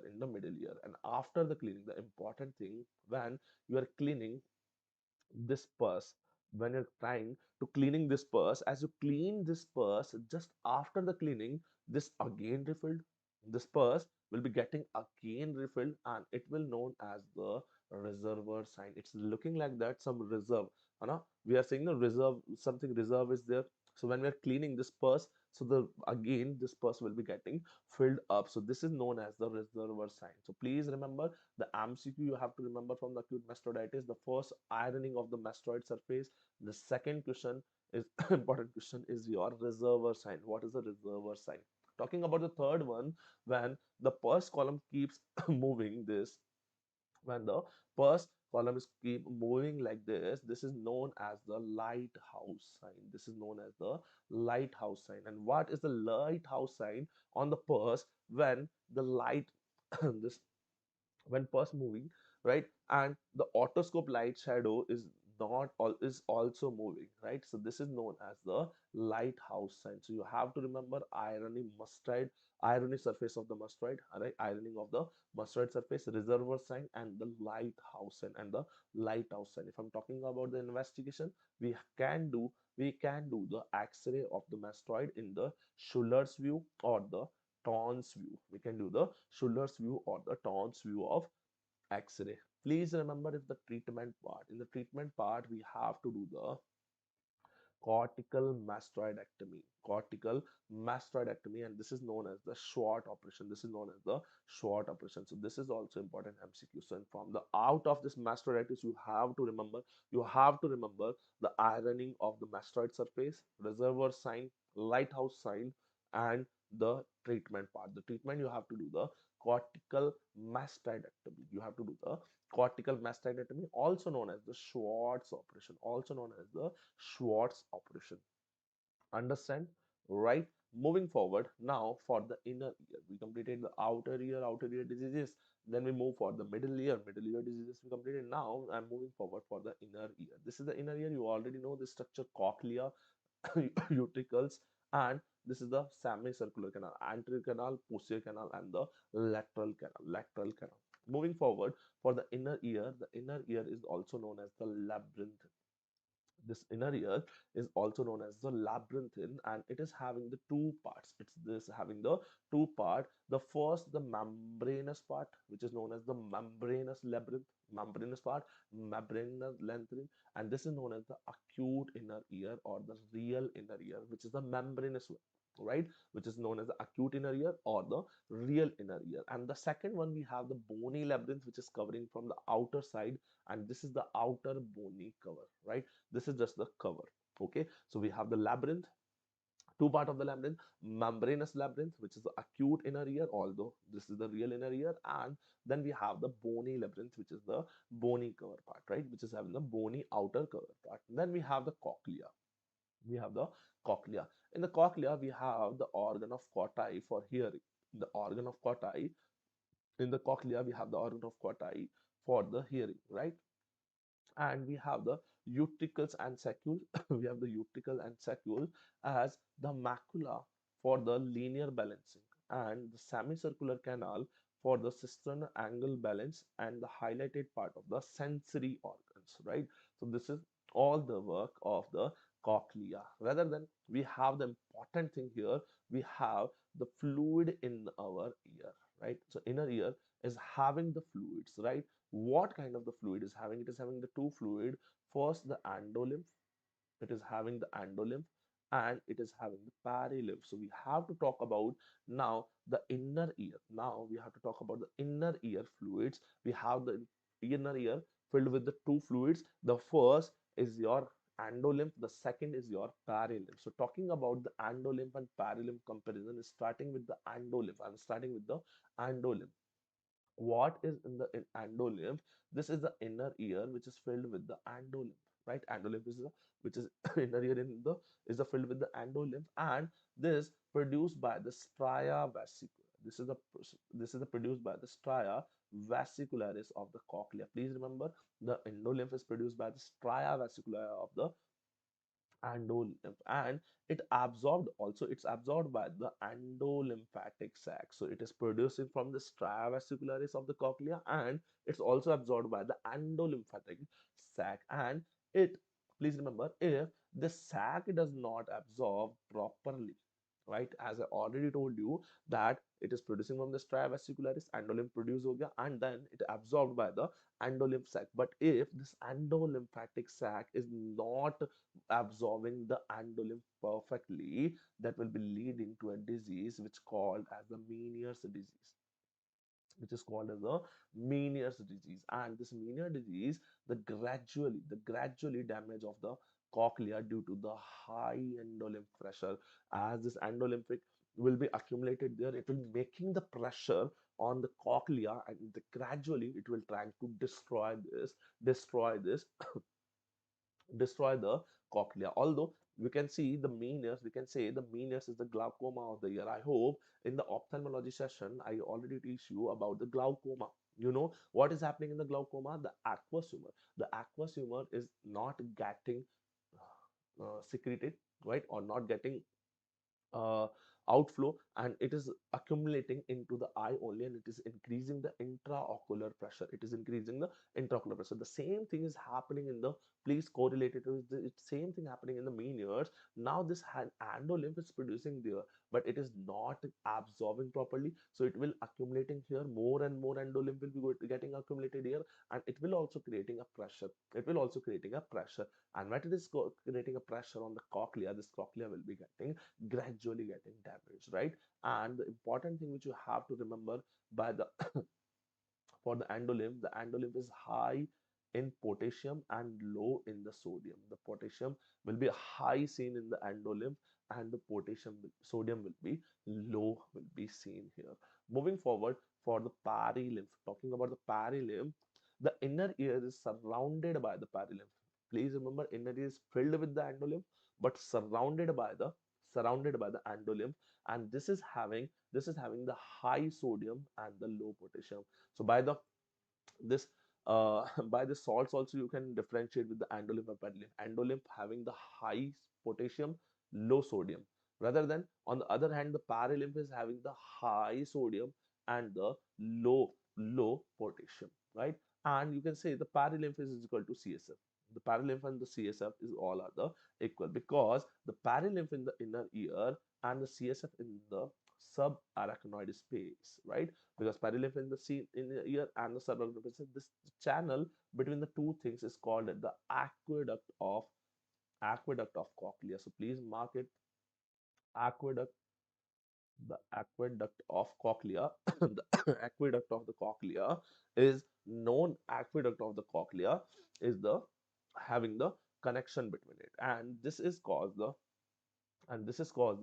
post meningitis deafness. And because of this only, if the patient is having the meningitis, the infection in the CSF, it is causing the meningitis. Post meningitis deafness will be seen there. So this is all about the endolymph and perilymph. Now we are moving forward for the diseases part. We're starting with the BPPV. Very important for the exam point of view, marking the important as the question. The questions are coming from this topic. And what is the BPPV? Benign paroxysmal positional vertigo, right? What is happening here? The cause of this BPPV, there is a displaced otoconia, mostly involved the semicircular canal, in the posterior semicircular canal, right? So this is displaced, the otoconia is displaced here, and in this condition, when the patient, there will be the clinical feature, the patient will be getting vertigo for the few seconds on the changing and head position. When the patient is changing the head position, when the changing in the head position, there is a patient is getting vertigo. If we're talking about the diagnosis part, there is a maneuver which is known as the Dix Hallpike maneuver. This is your Dix Hallpike maneuver, guys. For the diagnosis part, you can see in the Dix Hallpike maneuver, what will be done by this doctor will be try to take the patient, sitting in the patient and changing the position and trying to lying down. This is the Dix Hallpike maneuver. If the patient is getting vertigo, the patient is getting diagnosed with the BPPV. In the treatment part, we have the maneuver also. This is also known as the Apley's maneuver, right? This is the Apley's maneuver. This is the practical reposition maneuver, right? This is the done by the patient only. We have to teach this patient have to do this regularly. The patient will be going to sit and after that he have to lying down and change the position, and after the changing the position in the lying down he have to again come to the sitting position. So this is known as the Apley's maneuver, and this is the treatment for the BPPV. Rather than for the supportive treatment, we are putting we are giving the patient to the antibiotic for the stopping the vertigo. The medicine should be given for the supportive treatment, but the treatment for the BPPV is the Apley's maneuver only. So please remember the Dix-Hallpike maneuver and remember the Apley's maneuver. This both maneuvers are the important for it. The both are the important, right? Moving forward, for the next is the important for the tympanometry, which is also known as the impedance audiometry. What is this? What we are doing in this test? This test is check for the freedom or the movement of the tympanic membrane plus ossicles, right? So what is happening here? Here we are checking the tympanic membrane, how much movement or the flexibility in the tympanic membrane and the ossicles, and this is showing five type of the curves. Please remember all the five type are the very important for this. It's showing five type of the curves. What the five type of the curve? The first one, the curve A, type A curve, and please remember this is seen in the normal people. This is seen in the normal people. This is the type A curve. You can see this type A curve. You can see this is kind of going steep and going down. This is a type A curve which is seen in the normal patient. Now talking about the type B. The type B is seen in the glue ear patient. It means there will be conductive hearing loss, there will be loss of movement. So this is a kind of type B. This here you can see this is a kind of flat curve. This is a kind of flat curve will be seen here. Talking about the next, type C. Talking about the next, the type C curve is seen here, and this C will be seen in the eustachian tube dysfunction. This type C curve will be seen into the dysfunction of the eustachian tube. You can see this is also having looking like the same as the type A, but it is having the steep less than the type A, right? The normal say come over, right? So this is the type C. And now the important one which is seen, type AS and type ED, right? Type AS and AD. By the name only, please remember as per the S is given here, mnemonic is the S, it means the otosclerosis. This is seen in the otosclerosis. AD, please remember with the D, it means there will be the ossicle there will be the ossicle dislocation. This will be seen in the ossicle dislocation, right? So this all the five type of the curves you have to remember. A type A tympanometric curve seen in the normal people. Type B will be seen in the glue ear. Type C will be seen in the eustachian tube dysfunction. Type AS will be seen in the otosclerosis, and type AD will be seen in the ossicle dislocation. Ossicle dislocation, right? So this is all about the tympanic tympanometry, right? Next, now we are talking about the disease. As we talked about, the AS type of the curve will be seen in the otosclerosis. What is the otosclerosis? This is otosclerosis is also known as the otosponiosis, right? What is happening in this case? Understand this. There will be the fixation of the stapes. As you already know, that middle ear we having the three bones, right? In the ear we have the three bones. So the stapes, which is the stapes, this is the fixation of the stapes, and this is seen in the more common in the young female. This will be seen in the more common in the young female will be the second and the third decade. In the second and the third decade, the important thing you have to remember, this is a genetic disease. This is a kind of genetic disease and having the autosomal dominant, the inheritance. It is having the autosomal dominant, right? And it is seen the bilaterally. This is the three things which you have to remember very well, that otosclerosis is there will be the restriction or the fixation movement of the stapes, and it will be more commonly seen in the young females, second to third decade. The three things which you have to remember: genetic disease, autosomal dominant, and the bilateral. And please remember, it is gradually progression disease. It will started slowly and gradually it will go to it will be going to progress. But in the pregnancy it will be aggressively, right? The pregnancy, but in the pregnancy it aggravates it, right? And the disease focus more commonly start from the anterior to the oval window. It started from the anterior to the oval window, but it's gradually surround the foot plate of the from the all around. You can see here this started from the oval window, but then the gradually this otosclerosis is cover the all around from the stapes foot plate. This stapes foot plate is all around color, and the color of the focus is like pink in the early stage, but gradually it turns the white. So you can see this is the white color sclerosis will be seen on the stapes foot plate, right? If we're talking about the clinical feature, if I'm talking about the clinical feature, in the clinical feature, I already told you young female with the bilateral gradual progressive conductive hearing loss. I already told you, remember this outer ear disease and the middle ear disease causing the conductive hearing loss, inner ear disease causing the sensory neural hearing loss. Inner ear is causing the sensory neural hearing loss. So this is the disease of middle ear. Stapes foot place is getting restricted or the fixated. So this is causing the conduction will be not there. Conduction will be not there. It will be the conductive hearing loss. And this patient is having the better. What is happening? This patient is having in the better noise, better hearing in the noisy area. When the noisy area, more noisy area will be there, the patient is hearing very well, and this known as the paracusis vilci. This known as the paracusis vilci. Please remember, mark as an MCQ, important MCQ. What is the paracusis vilci? The patient of otosclerosis is hearing better in the noisy area. This is known as the paracusis vilci. If I'm talking about the examination, what will be done in the examination? The 90% of the patient show the normal tympanic membrane. The tympanic membrane will be showing the normal, right? And the 10% of the patient will show the Schwartz sign. Please remember about the Schwartz sign also. This is the flamingo pink appearance behind the tympanic membrane. Please remember, this is the flamingo pink appearance will be seen on the behind the tympanic membrane. This is known as the Schwartz sign. Schwartz sign, and it is seen in the earlier disease. It's seen in the early stages of disease. And there is a thing which you can see also shows a dip on the 200 hertz in the bone conduction on the audiometry, that is known as your Cahart's notch. That is also known as your Cahart's notch. When you are doing the audiometry test, on the audiometry test, there is on the bone conduction, there is a 2000 at the 2000 hertz, there is a dip will be seen like that.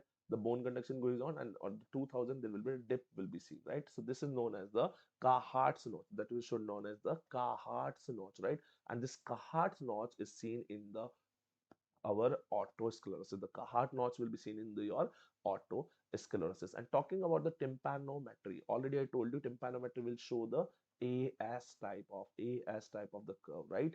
Otosclerosis. I remember you with the S, you have to remember the sclerosis. AS otosclerosis will be seen. If I'm talking about the treatment part, in the treatment part, the treatment of the choice is the surgery. Which surgery? You have to do the steppedectomy, or you can do the steppedectomy, right? So steppedectomy, or you can do the stabbed ectomy, right? So that will be the treatment part of steppage. You have to remove the steppage, right?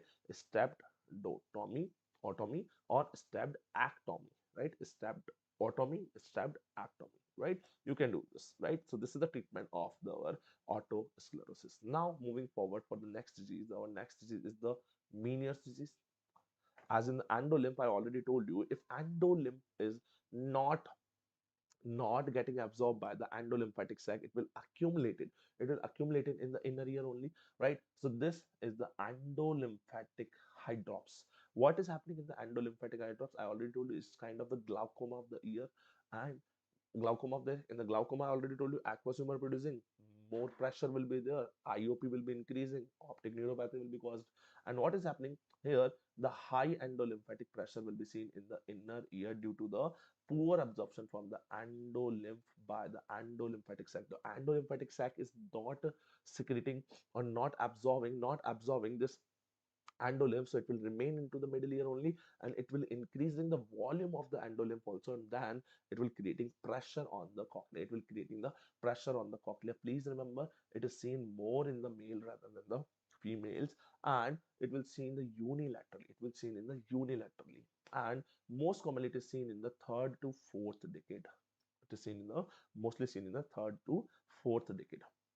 If I'm talking about the clinical features, in the clinical features, this is the episodic disease. It is having the triad of it. It is having the triad of it. What is the triad? Please remember the triad. The first triad is the tinnitus. The patient is having continuous ringing sound in the ear, having the continuous ringing sound in the ear, that is known as the tinnitus. The second, it is having the vertigo, nausea and vomiting. The patient is having the rapid involuntary eye movement, the rapid involuntary eye movement plus nausea and the vomiting, and having the hearing loss, and also having the hearing loss here.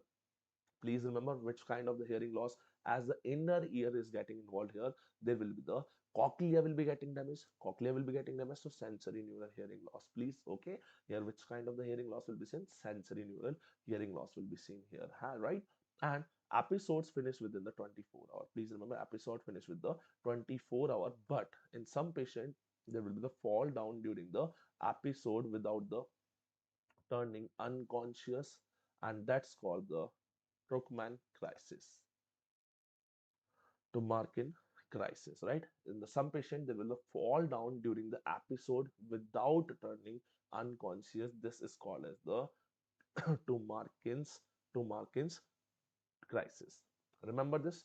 So now mark the question here. What are the question here? The what is the scene? There is the low absorption of the our endolymph by the endolymphatic sac, seen in the more in the male. Question here. The triad will be the question: tinnitus, vertigo, nausea, vomiting, hearing loss, right? Episode finish in the 24 hours, right? And the Tomarkin's crisis. Tomarkin's crisis will be the question here, right? Now, talking about in between the episodes, in between the episode, what can be happen? The patient hear loud sound as the more louder than the current phenomena. This called as the recurrent phenomena. The patient hears the loud sound. Patient को बहुत loud सुनाई देगा, right? Patient hear the loud sound as the more louder. Okay, so this is called as the recurrent phenomena. Rather than the patient get vertigo on the hearing loud sound, if the patient hear the word loud sound, patient को हमने loud sound सुना है, the Meniere's disease patient is hearing more loud sound, and with this hearing more loud sound, it is getting vertigo. Involuntary eye movement is getting the involuntary eye movement. It is known as the Tullio's phenomena. It is known as the Tullio's phenomena, right? This is known as the Tullio's phenomena. And because of this only, because patient is hearing more loud, the patient dislike noisy area. Patient don't want to go in the noisy area. Rather than in the the otosclerosis, patient hearing better in the noisy area, but in this condition mania disease, the patient is having disliking the noisy area because because of the more and more sound will be getting louder, right? And the patient hears the same sound in the two frequency like like this, and this is called diplecusis, right? Diplecusis, it means the patient is hearing two frequencies of the sound, right? Having the two frequencies of the sound, so that is known as the diplecusis. And the cochlea getting damaged, and the cochlea getting damaged start due to the high endolymphatic pressures, and this will going to lead the hearing loss in between the episodes. Also, the patient is getting the episodes. In between the episode, the patient is getting hearing loss, and it will be fluctuating hearing loss. It's called the fluctuating hearing loss. What will be the investigation? Please remember the investigation. We can do the electrocochleography in the special investigation used to diagnose the Meniere's disease, right? It's the electrocochleography, right? And if we're talking about the treatment part is a very important. Remember the question here. All the questions like recurrent phenomena, Tullio's phenomena, diplecusis is the more important. Investigation is also important, but more important is the treatment part. This we have to do the medical management, and if the medical management is failed, we have to do the endolymphatic sac decompression surgery. We have to decompress the endolymphatic sac. We have to remove the endolymph from there, and there will be the Donald's line will be there.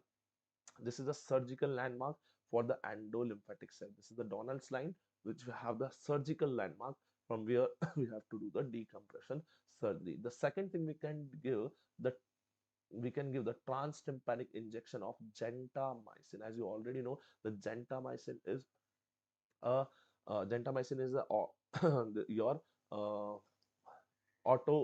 cells of the inner ear can getting damaged, right? Ototoxic drug. The gentamicin is your ototoxic drug, so that we can give the injection, the tympanic injection, give to the gentamicin to kill one inner ear, right?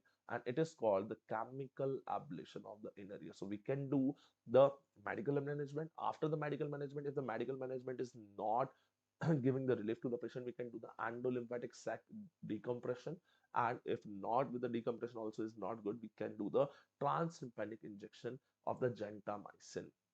You already know gentamicin is your ototoxic drug. It will destroy the all the cochlear cells, right? So will damage or will kill the one inner ear, right? So this is all about your Meniere's disease. Now reminding you all the important images related to our related to our ENT. Remember the thumb sign. As I already told you, this thumb is seen in the acute epiglottitis. This is seen in the acute epiglottitis. The thumb sign will be seen in your acute epiglottitis. The next we have the steeple sign. This steeple sign will be seen in your laryngotracheobronchitis, right? LATB, laryngotracheal bronchitis, or in the croup will be seen, right? Remember this steeple sign. This is the steeple sign, right? This is the steeple sign. Okay, moving forward for the next, this about the paranasal sinus views. You can see there's a two views. We can see the paranasal sinus. One is the Waters view, and the second is the Caldwell's view. You can see Waters view is having the open mouth, and the Caldwell's is having the closed mouth. So this is the open view, which is the Waters view, and this is the Caldwell's view, which is the closed mouth. The next we have the teardrop sign, which is the very important, and this is seen in the fracture of the orbit wall fracture, right? The floor of the orbit will be fractured, and you can see it is looking like the teardrop is here. So this is seen in the orbit blowout fractures, right? We already done this also in the ophthalmology also. This is the teardrop sign. The next we have the image of the foreign body in the esophagus. You can see if the patient is having the foreign body in esophagus, this airway black line will be clearly visible to you. This black line of the airway will be clearly visible to you. So this coin will be seen. This coin will be in the esophagus of the patient, right? This foreign body in the esophagus. The next, esophagus in the airway, the sorry, foreign body in the airway. If we're talking about the foreign body in airway, you can see this is the foreign body in airway, and you will find that this black line will be getting disturbed by this foreign body, right? So this is all about our rapid revision, rapid revision of the ENT. If you are having guys any query related to this session, you guys directly contact me on my Instagram. This is my Instagram, Dr. Vaibhav. This is my Instagram handle. You can directly contact me on this this Instagram related to your queries related to your ENT subject, right? Just let me know what about reviews of this session. Let me know in the chat box, in the comment box. I'm waiting for your feedbacks in the chat box or in the comment box. All right, guys. I hope you enjoyed this session. You enjoyed this session very well, and this session was very informative for you, already informative for you guys, and that's it, right? So we completed the important part of all the importantly topics. We tested all the important topics related to the ENT subject, right? Which is helpful for your upcoming FMG January 2024, which is on your 20th January, right? Okay, guys, thank you so much for being in this session, and this is informative session for you guys, and best of luck from my side to you all the guys for your upcoming exam. Thank you so much. Goodbye.